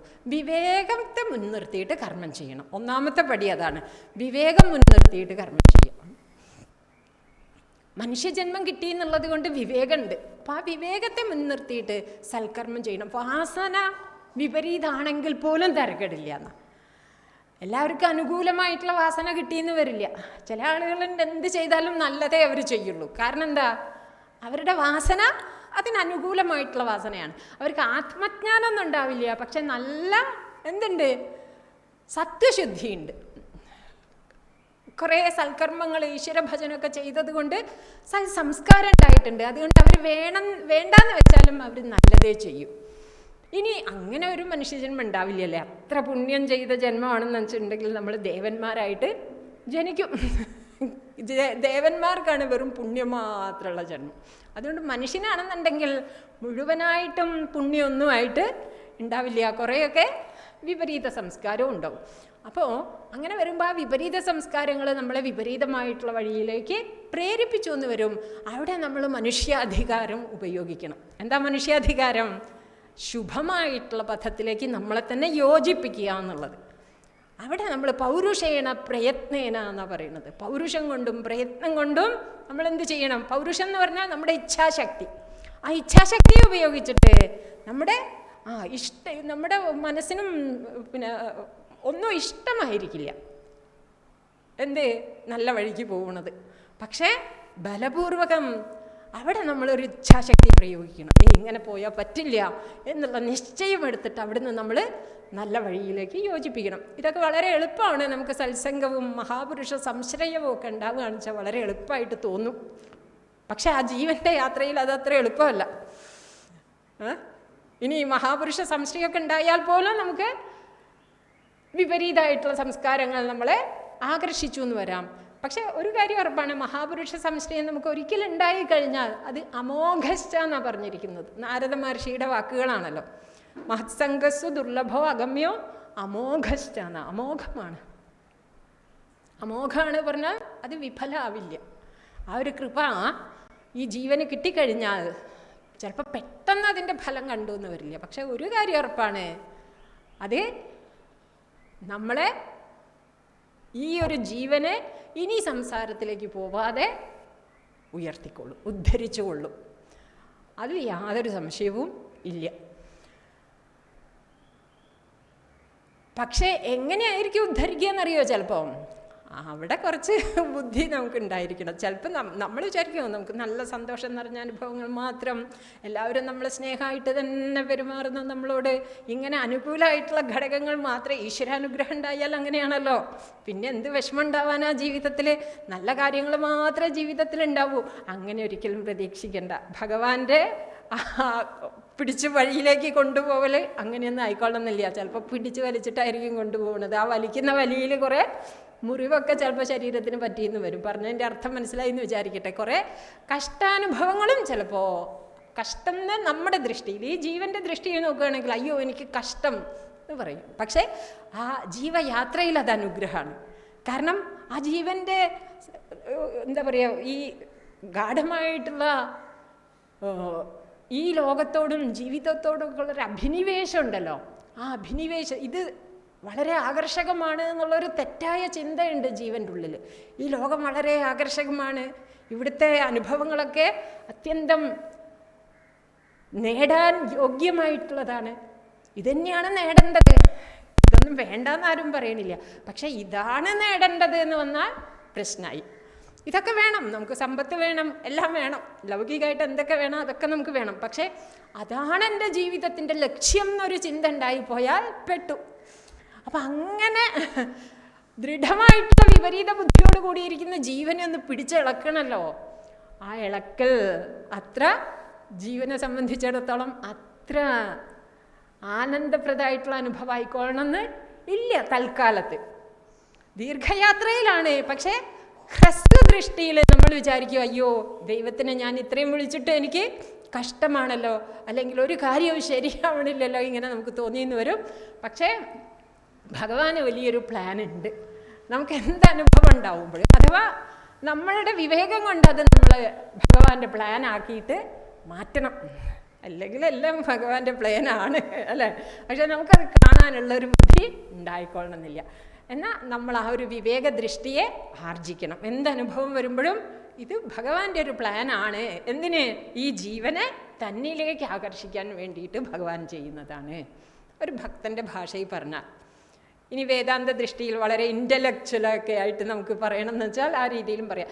ഏതായാലും എന്താ പറയുന്നതിൻ്റെ താല്പര്യം എന്ന് വെച്ചാൽ, ആ ഭഗവാൻ അല്ലെങ്കിൽ ശ്രേയോ മാർഗത്തിലേക്ക് നമ്മൾ തിരിയുന്നത്, നമ്മളുടെ മനസ്സ് ലൗകികമായിട്ടുള്ള വാസനകളിൽ കുടുങ്ങിക്കിടക്കുന്നതിൽ നിന്നും ആ അഭിനിവേശത്തെ, ആ ഒരു അമിത ആസക്തിയൊക്കെ വിട്ട് മനസ്സ് അതിൽ നിന്ന് ഒന്ന് പിന്തിരിയണമെന്നുണ്ടെങ്കിൽ ഈ ലോകത്തിൻ്റെ യഥാർത്ഥ സ്വഭാവത്തെക്കുറിച്ചും ഈ ലോകത്തിൻ്റെ ഒരു ദോഷത്തെക്കുറിച്ചും ദോഷവശത്തെക്കുറിച്ചും ഇതിൻ്റെ അനിത്യത്വത്തെക്കുറിച്ചും ഒക്കെ ഈ ജീവനൊരു തിരിച്ചറിവുണ്ടാവണം. ആ തിരിച്ചറിവുണ്ടാവാൻ തക്ക വിധത്തിൽ നമ്മളുടെ അനുഭവത്തെയൊക്കെ നോക്കിക്കാണാനുള്ള ഒരു കഴിവ് നമ്മൾ ആർജിക്കണം എന്നുള്ളത് പറയാണ്. ആ കഴിവോട് കൂടിയിട്ട് എന്ത് ചെയ്യാം? നമുക്ക് കഴിയുന്നത്ര ലോകത്തിൽ സൽക്കർമ്മങ്ങൾ അനുഷ്ഠിക്കാം. ഇപ്പം ശാസ്ത്രമൊക്കെ പഠിക്കുന്നവരെ സംബന്ധിച്ചിടത്തോളം ആളുകൾ പറയാൻ തുടങ്ങും, ഞാൻ ഇനിയിപ്പോൾ എന്ത് സൽക്കർമ്മ പോയി ചെയ്യേണ്ടത്, ഞാൻ പോയിട്ട് ഇനി എന്താ പറയുക, സൽക്കർമ്മം എന്നൊക്കെ പറയുമ്പോൾ നമുക്ക് ഓരോരോ ധാരണയുണ്ട്. വലിയ എന്താ പറയുക, സേവാപ്രവർത്തനം ചെയ്യുക. സേവാപ്രവർത്തനം എന്ന് പറഞ്ഞിട്ട് ചെയ്യുമ്പോൾ അതൊക്കെ സേവയായിക്കൊള്ളണം എന്നൊരു നിർബന്ധമില്ല. ശരി, താല്പര്യം ഇത്ര മാത്രമേ ഉള്ളൂ. എന്താണ്? മറ്റ് ജീവികൾക്കും ലോകത്തിനും നമുക്കും സന്തോഷം വരുന്ന വിധത്തിലുള്ള എന്തെങ്കിലും പ്രവൃത്തികൾ നമ്മൾ ചെയ്യണം. ഉയർച്ച ഉണ്ടാവണ വിധത്തിലുള്ള പ്രവൃത്തികൾ നമ്മൾ ചെയ്യണം. പറഞ്ഞാൽ മനസ്സിലായില്ലേ? നമുക്ക് തൃപ്തി വേണം, ഉയർച്ച വേണം. മദ്യം കുടിച്ചാൽ സന്തോഷം കിട്ടും, അതുകൊണ്ട് സന്തോഷം മാത്രം ഉണ്ടായാൽ പോരാ. മറ്റൊരാൾക്ക് മദ്യം വാങ്ങി കൊടുത്തു, അയാൾക്കും സന്തോഷമായി, നമുക്ക് സന്തോഷമായി. അത് സൽക്കർമ്മല്ലേ ചോദിക്കും. സന്തോഷം വരുന്ന പ്രവൃത്തി ചെയ്യണം പറഞ്ഞാൽ സന്തോഷം മാത്രം നോക്കിയാൽ പോരാ. പിന്നെയോ നമ്മുടെ ഈ ജീവൻ ഉദ്ധരണം ഉണ്ടാവണുണ്ടോ, ഉയർച്ച ഉണ്ടാവണുണ്ടോ, അതും കൂടി പരിശോധിക്കണം. എന്തെങ്കിലും ഒരു വിധത്തിൽ ഒരു ഉയർച്ച, ഒരു മനസ്സ് ഉയർച്ച എന്ന് പറഞ്ഞാൽ നമ്മൾ ആത്മജ്ഞാനം എന്നൊന്നും എടുക്കണ്ട. ആ മനസ്സിൻ്റെ ഏതെങ്കിലും വിധത്തിലുള്ള കെട്ടുപാടുകളിൽ നിന്നും ഒന്ന് മാറി ചിന്തിക്കാനുള്ള ഒരു വിവേകം ഒരാൾക്ക് ഉണ്ടാവണമെങ്കിൽ അത് അയാളുടെ ഉയർച്ചയാണ്. അപ്പം ആ വിധത്തിൽ നമുക്ക് എന്ത് ചെയ്യാൻ പറ്റും? കഷ്ടപ്പെടുന്ന ജീവന്മാരെ നമുക്കാവണ വിധത്തിൽ, ഇപ്പോൾ ശാസ്ത്രജ്ഞാനമാണ് നമുക്കുള്ളതെന്ന് വെച്ചിട്ടുണ്ടെങ്കിൽ ആ ശാസ്ത്രജ്ഞാനത്തെ നമുക്ക് ആ വിഷയത്തിൽ ഉപയോഗപ്പെടുത്താം. എന്ന് വെച്ചാൽ ഒരാൾ ദുഃഖിച്ചിരിക്കുമ്പം പോയിട്ട് വേദാന്തം പ്രസംഗിക്കണം എന്നല്ല, പറഞ്ഞാൽ മനസ്സിലായില്ലേ? അതിനുള്ള ആ ദുഃഖിച്ചിരിക്കുന്ന ആൾക്ക് ദുഃഖം മാറാനുള്ള തൊട്ട് തലോടൽ തന്നെയാണ് വേണ്ടത്. അതാണ് ചെയ്യേണ്ടത്. അത് ചെയ്യാൻ പറ്റുമെന്ന് വെച്ചാൽ അതെന്താണ്? അത് നമുക്ക് ചെയ്യാൻ പറ്റുന്നൊരു സേവയാണ് നമുക്ക്. എന്ന് വെച്ചാൽ ഞാൻ വലിയ സേവ ചെയ്യുന്നു എന്നുള്ള വിധത്തിലല്ല അതൊന്നും ചെയ്യേണ്ടത്. അതൊക്കെ സഹജമായിട്ട് സംഭവിക്കേണ്ടതാണ് അല്ലേ? നമ്മൾ ജീവിക്കുന്ന സമയത്ത് അതൊക്കെ നമുക്ക് സഹജമായിട്ട് സംഭവിക്കേണ്ടതാണ്. സഹജമായിട്ട് തന്നെ അത് സംഭവിക്കുകയും ചെയ്യും. എങ്ങനെയാണെന്ന് വെച്ചാൽ ആത്യന്തികമായിട്ട് നമ്മുടെ ഉള്ളിലിരിക്കുന്ന ജീവനും ആ വേറൊരു വ്യക്തിയുടെ ഉള്ളിലിരിക്കുന്ന ജീവനും തമ്മിൽ വ്യത്യാസമില്ല അല്ലേ? ഈ ഉള്ളിലിരിക്കുന്ന ഞാനും ആ ജീവിയുടെ ഉള്ളിലിരിക്കുന്ന ഞാനും തമ്മിൽ വ്യത്യാസമില്ല. അപ്പം എൻ്റെ കൈക്ക് ഒരു മുറി പറ്റിയാൽ എങ്ങനെ ഞാൻ ശുശ്രൂഷിക്കുമോ അത്ര മാത്രമേ ഉള്ളൂ മറ്റൊരാൾക്ക് ചെയ്യുന്ന സേവയും.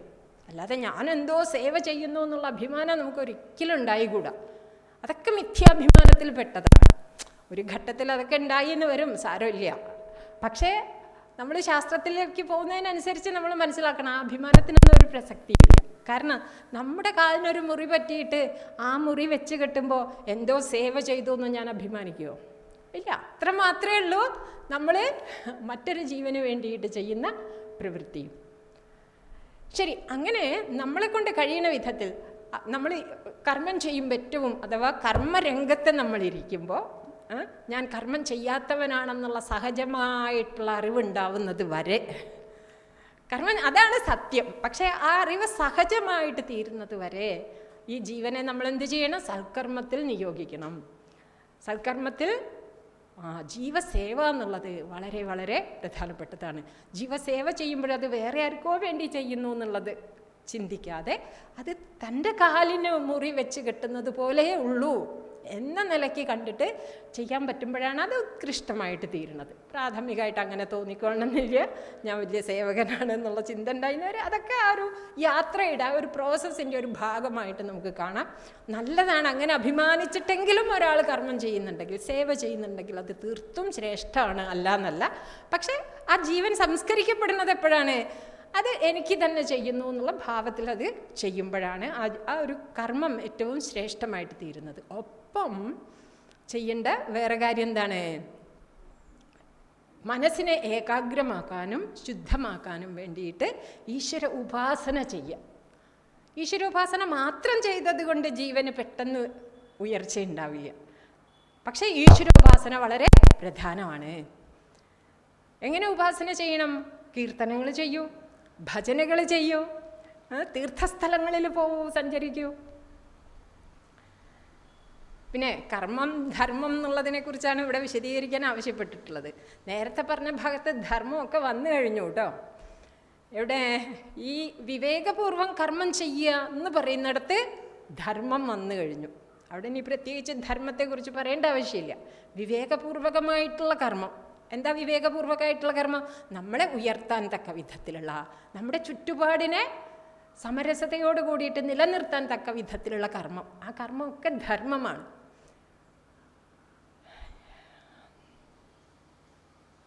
അപ്പം എന്താ പറഞ്ഞത്? ഒരു ഭാഗത്ത് സൽക്കർമ്മങ്ങൾ അനുഷ്ഠിക്കുക. സൽക്കർമ്മങ്ങൾ എന്നുള്ള ലേബലിൽ നമ്മൾ ചെയ്യണമെന്നില്ല. പക്ഷെ ചെയ്യുന്നത് എന്തായിരിക്കണം? സൽക്കർമ്മമായിരിക്കണം. ജീവസേവ. ആർക്കെങ്കിലും ഒരു സമാശ്വാസം നൽകുന്ന, ഒരു മാറി ചിന്തിക്കാൻ പ്രേരിപ്പിക്കുന്ന, ഒരു മനസ്സിനെ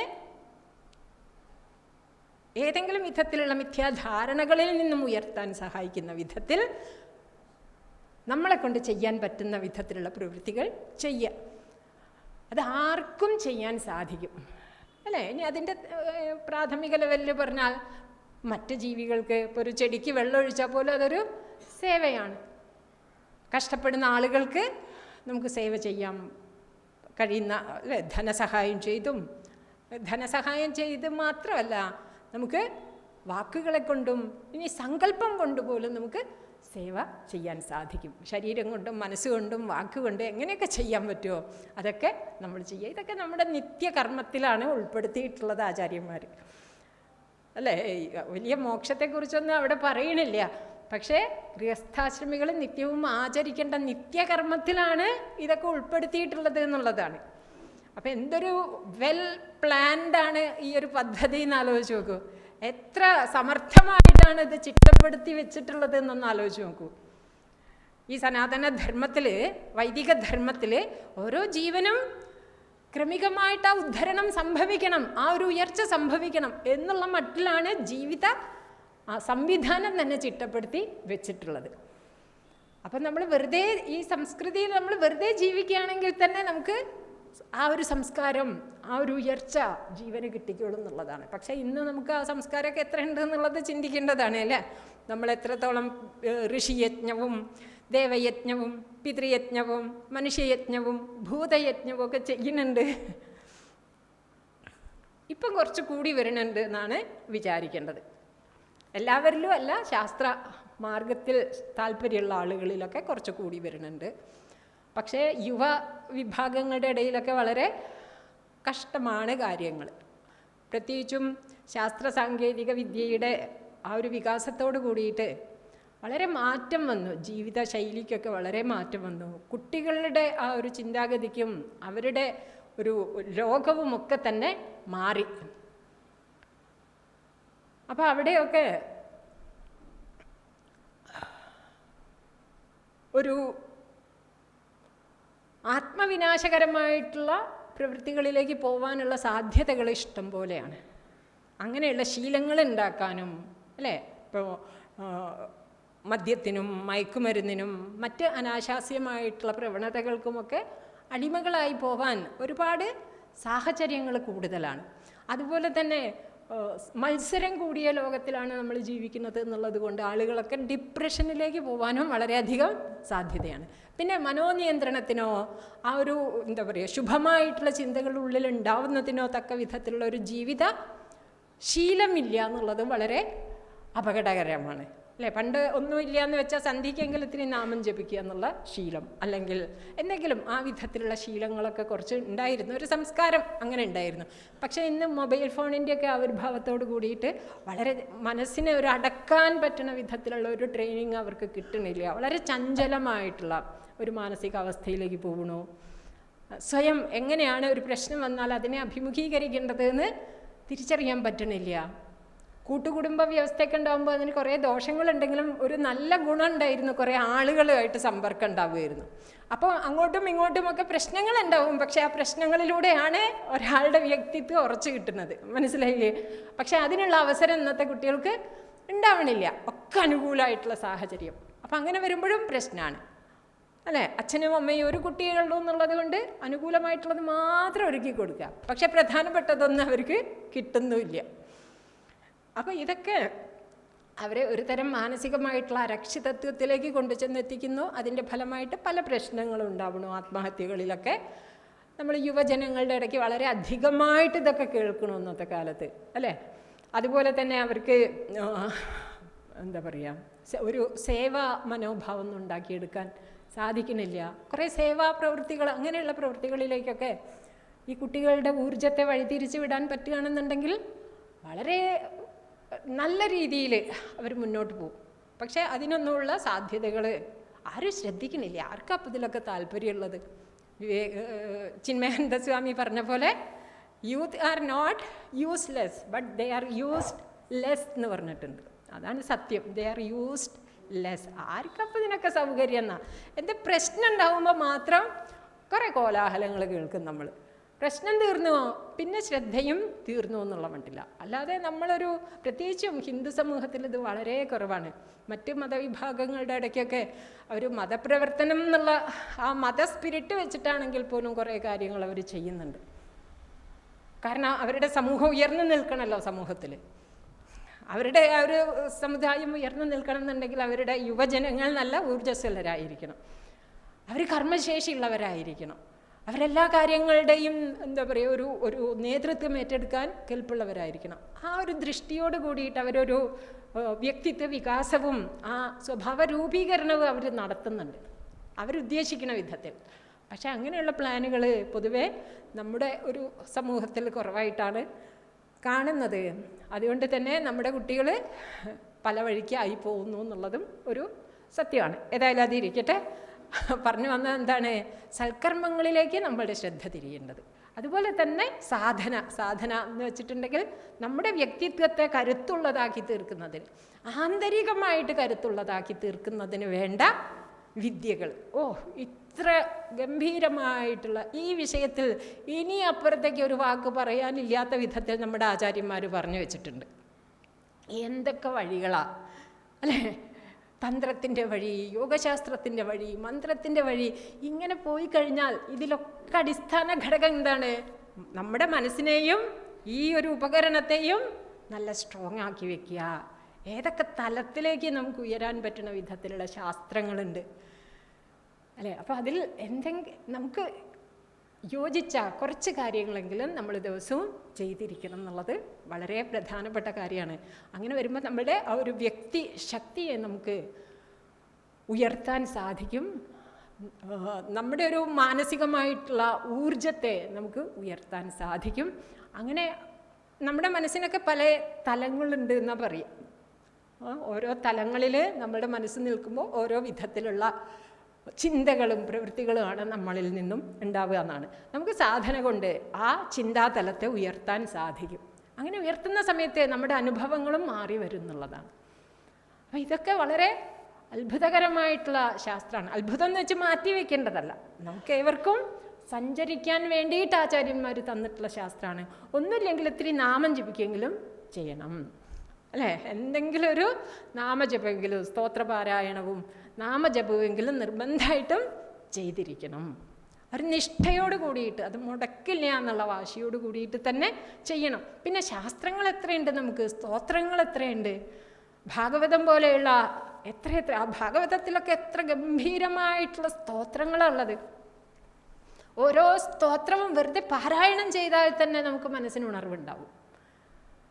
അപ്പോൾ പ്രത്യേകിച്ചും എന്താ പറയുക, സ്തോത്രപാരായണമൊക്കെ ഉച്ചജപമായിട്ട് ചെയ്യുന്നത് വളരെ നല്ലതാണ്. എന്നുവെച്ചാൽ ശബ്ദം പുറത്തേക്ക് വരുന്ന വിധത്തിൽ, മൗനജപം മാത്രമല്ലാതെ തന്നെ കുറേ ഉച്ചജപങ്ങളും ഭജനകളുമൊക്കെ ചെയ്യുന്നത് വളരെ നല്ലതാണ്. അതുപോലെ യോഗ പരിശീലനം നിർബന്ധമായിട്ട് ഇന്നത്തെ കാലത്ത് ഒരു വിട്ടുവീഴ്ചയില്ലാതെ എല്ലാവരും ചെയ്യേണ്ടതാണ്. പ്രാണായാമവും യോഗ പരിശീലനവും അത് അതുകൊണ്ട് നമുക്കുണ്ടാവുന്ന ഗുണങ്ങൾ എല്ലാ തലത്തിലും, നമ്മുടെ വ്യക്തിത്വത്തിൻ്റെ എല്ലാ തലത്തിനെയും ഏകോപിപ്പിക്കാനും സ്ട്രോങ് ആക്കി ബലവത്താക്കി വെക്കാനും ഇത്രയും നല്ലൊരു ശാസ്ത്രം വേറെ ഇല്ല എന്ന് പറയാം. പിന്നെ തന്ത്രമന്ത്രങ്ങളിലേക്കൊക്കെ പോകുമ്പോൾ എന്ത് വേണം, കുറേ കൂടി കരുതൽ വേണം. യോഗശാസ്ത്രങ്ങളുടെ പ്രാഥമിക തലത്തിലൊക്കെ നമുക്ക് സഞ്ചരിക്കാം. ഇപ്പോൾ എവിടെ പോയിട്ടുണ്ടെങ്കിലും യോഗ പരിശീലനമൊക്കെ നമുക്ക് ചെയ്യാൻ സാധിക്കും.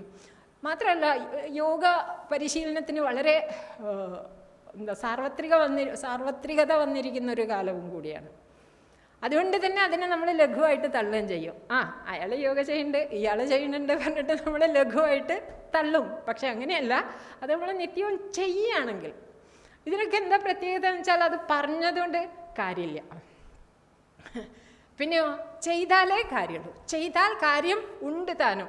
എന്നാ അനുഭവിക്കുക, 10 കൊല്ലം കഴിഞ്ഞിട്ടാണ്? അല്ല, ചെയ്യുന്ന സമയത്ത് തന്നെ അതിൻ്റെ ഫലം നമുക്ക് കുറച്ച് അനുഭവിക്കാൻ സാധിക്കും എന്നുള്ളതാണ് അതിൻ്റെ ഏറ്റവും വലിയ നല്ല വശം. പക്ഷെ എന്താ പ്രശ്നം? മടി അല്ലേ? പിന്നെന്താ, ബാക്കിയെല്ലാം ചെയ്തിട്ട് സമയമുണ്ടെങ്കിൽ ചെയ്യാന്ന് പറഞ്ഞിട്ടൊരു മാറ്റിവെക്കൽ, ദീർഘസൂത്രത പറയും. ഇതൊക്കെ നമ്മുടെ ഉള്ളിലുള്ള ചില ആളുകളാണ് അല്ലേ, നമ്മളെ ഇങ്ങനെ പിന്നോട്ട് വലിക്കാനുള്ള ആളുകളാണ് ഇവരൊക്കെ. അപ്പം അവരൊക്കെ ആയിട്ടൊന്ന് മൽപ്പിടുത്തം നടത്തി ജയിച്ചാൽ മാത്രമേ നമുക്കിത് ഒരു തുടർച്ചയായിട്ട് നമുക്ക് ചെയ്ത് മുന്നോട്ട് കൊണ്ടുപോകാൻ സാധിക്കുള്ളൂ. പക്ഷെ ഒരു കാര്യം ഉറപ്പാണ്, ഇതൊക്കെ നമ്മൾ ചെയ്യുന്നുണ്ടെങ്കിൽ അതിൻ്റേതായിട്ടുള്ള മാറ്റം നമ്മുടെ ഉള്ളിൽ അനുഭവപ്പെടുക ചെയ്യും. നമുക്ക് ആ ഒരു വ്യക്തിശക്തിയെ ബലപ്പെടുത്തിയെടുക്കാൻ നമുക്ക് സാധിക്കും. പ്രാണബലം നമുക്ക് ഉണ്ടാക്കിയെടുക്കാൻ സാധിക്കും. അത് നമുക്ക് എല്ലാവിധത്തിലും മുന്നോട്ടേക്ക് പോകാനുള്ള ഒരു ശക്തിയാണ്. അപ്പോൾ അതാണ് രണ്ടാമത്തെ കാര്യം. ഒന്ന് സൽക്കർമ്മം, മറ്റൊന്നെന്താണ്, നമ്മുടെ ആത്മബലം വർദ്ധിപ്പിക്കാൻ തക്ക വിധത്തിലുള്ള കാര്യങ്ങൾ. പിന്നെ ഹോമം അതുപോലെയുള്ള കാര്യങ്ങളൊക്കെ വളരെയധികം ശക്തിയുള്ളതാണ്. ആ ഒരു അന്തരീക്ഷം രൂപീകരിക്കാൻ പൂജ, ഹോമം, മന്ത്രജപങ്ങൾ, ഇങ്ങനെയുള്ള കാര്യങ്ങൾക്കൊക്കെ വളരെയധികം ശക്തിയുണ്ട്. ഇതൊക്കെ നോക്കൂ, വേറെ ഒരു മതത്തിലും ഇല്ലാത്ത കാര്യങ്ങളാണ് അല്ലേ? നമ്മുടെ ഈ ഭാരതത്തിലാണ് ഇതിൻ്റെയൊക്കെ ആവിർഭാവം ഉണ്ടായിട്ടുള്ളത്. പക്ഷേ ഇതിനെയൊക്കെ നമ്മൾ എത്രത്തോളം ഉപയോഗപ്പെടുത്തുന്നുണ്ട് എന്നുള്ളതാണ് ചിന്തിക്കേണ്ടത്. പിന്നെ അഥവാ ഉപയോഗപ്പെടുത്തുന്നുണ്ടെങ്കിൽ തന്നെ ഒരു സകാമമായിട്ടുള്ള തലത്തിലേക്ക് ആയി പോകണു അതിൻ്റെ ഉപയോഗം. അങ്ങനെയെങ്കിലും ഉപയോഗിക്കട്ടെ, ആ കൾച്ചർ, ആ ഒരു സംസ്കാരം അവിടെ നിലനിൽക്കുമല്ലോ. പക്ഷെ അതിനൊക്കെ കുറേ കൂടി ആധ്യാത്മികമായിട്ടുള്ള ഉയർച്ചയ്ക്ക് ഉപയോഗമാക്കുന്ന വിധത്തിൽ നമുക്ക് സമീപിക്കാൻ സാധിക്കും എന്നുള്ളത് പറയാണ്.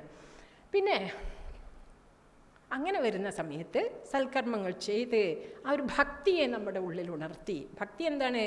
ഈശ്വരനെ തിരിച്ചറിയുക എന്നുള്ളതാണ്. എല്ലാത്തിലും ആ ഒരു ഈശ്വരൻ്റെ സാന്നിധ്യത്തെ തിരിച്ചറിഞ്ഞ് ആ ഒരു ഭവ്യതയെ, ജീവൻ ഞാൻ കർത്താന്നുള്ള അഭിമാനമൊക്കെ ഉണ്ട്, പക്ഷേ ആ അഭിമാനത്തെ എന്ത് ചെയ്യുന്നു?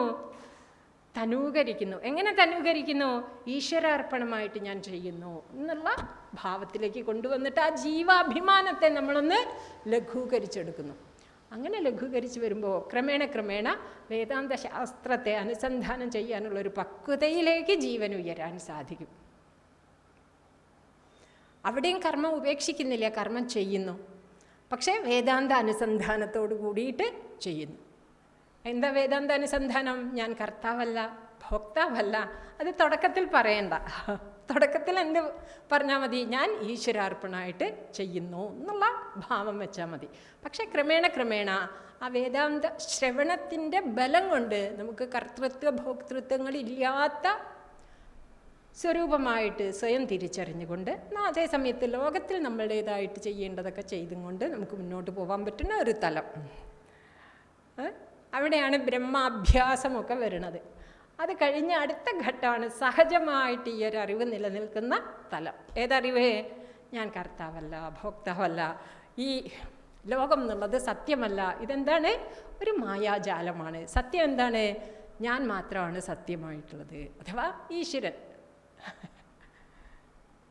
ഈശ്വരൻ മാത്രമാണ്. ഞാൻ സമം ഈശ്വരൻ എന്നുള്ള അറിവിലേക്ക് ഉയർന്നു. ഇത് വെറുതെ നമുക്ക് പറയാൻ വളരെ എളുപ്പമായിട്ട് തോന്നും അല്ലേ? പക്ഷേ ഇനി നമ്മൾ അറിഞ്ഞാലും ഇല്ലെങ്കിൽ അതാണ് സത്യം. അതാണ് അതിൻ്റെ ഒരു അത്ഭുതം എന്നുള്ളത്. നമ്മൾ അത്ഭുതമല്ല, അതിൻ്റെ ഒരു വാസ്തവികത എന്നുള്ളത് അതാണ്. നമ്മൾ അറിഞ്ഞാലും ഇല്ലെങ്കിലും അതാണ് സത്യം. പക്ഷെ ആ സത്യത്തിലേക്ക് നമുക്ക് നമ്മളെ തന്നെ ഉയർത്തേണ്ടതുണ്ട്. ആ ഉയർത്താനാണ് ഭഗവത്ഗീത നമ്മളോട് പറയുന്നത്. അപ്പോൾ ഗീതയുടെ ഒരു ചുരുക്കം, നമ്മൾ ജീവിതത്തിൽ ഗീത പഠിച്ചു എന്നുണ്ടെങ്കിൽ നമ്മൾ കൊണ്ടുവരേണ്ട ഒരു മനോഭാവം എന്താണ്? ഇപ്പോൾ ഇവിടെ ഇരിക്കുന്ന ഓരോരുത്തർക്കും ഇതിന് ഓരോ ഉത്തരമായിരിക്കും പറയാനുണ്ടാവുക. എന്നാലും ഭഗവാന്റെ ഏറ്റവും കാതലായിട്ടുള്ളൊരു ഉപദേശം ഉണ്ടല്ലോ. അതെന്താണ് ആ ഉപദേശം? അർജുനനോട് ഭഗവാൻ പറയുന്നത് അതാണ്. എന്താ ഭഗവാൻ അർജുനനോട് യുദ്ധം ചെയ്യാനാണ് ഭഗവാൻ പറഞ്ഞിട്ടുള്ളത്, യുദ്ധം ചെയ്യരുത് എന്നല്ല. പക്ഷേ എങ്ങനെ ചെയ്യാൻ പറഞ്ഞു? ഒട്ടില്ലാണ്ട് ചെയ്യൂ, നിനക്ക് വേണ്ടി ഞാനാണ് ഇതൊക്കെ ചെയ്യണത് എന്ന് വരെ ഭഗവാൻ പറഞ്ഞിട്ടുണ്ട് അല്ലേ? നിമിത്തം മാത്രം ഭവസവ്യസാചിന്ന, നീ വെറും ഒരു നിമിത്തമായിട്ട് ചെയ്യൂന്ന്. അപ്പം ആ ഒരു ഭാവത്തെ ആർജിച്ചിട്ട് ഒട്ടലില്ലാണ്ട് ചെയ്യേണ്ടതൊക്കെ ചെയ്യണം. എത്ര നല്ല പോലെ ചെയ്യാൻ പറ്റുമോ അത്രയും നല്ല പോലെ ചെയ്യണം. പക്ഷേ ഞാനാണിത് ചെയ്യുന്നത് എന്നുള്ള വലിയ അഭിമാനം വെക്കണ്ട. പിന്നെയോ ഈശ്വരാർപ്പണമായിട്ട് ചെയ്യുന്നു എന്ന് വെക്കുക തുടക്കത്തിൽ. ക്രമേണ ഇതൊരു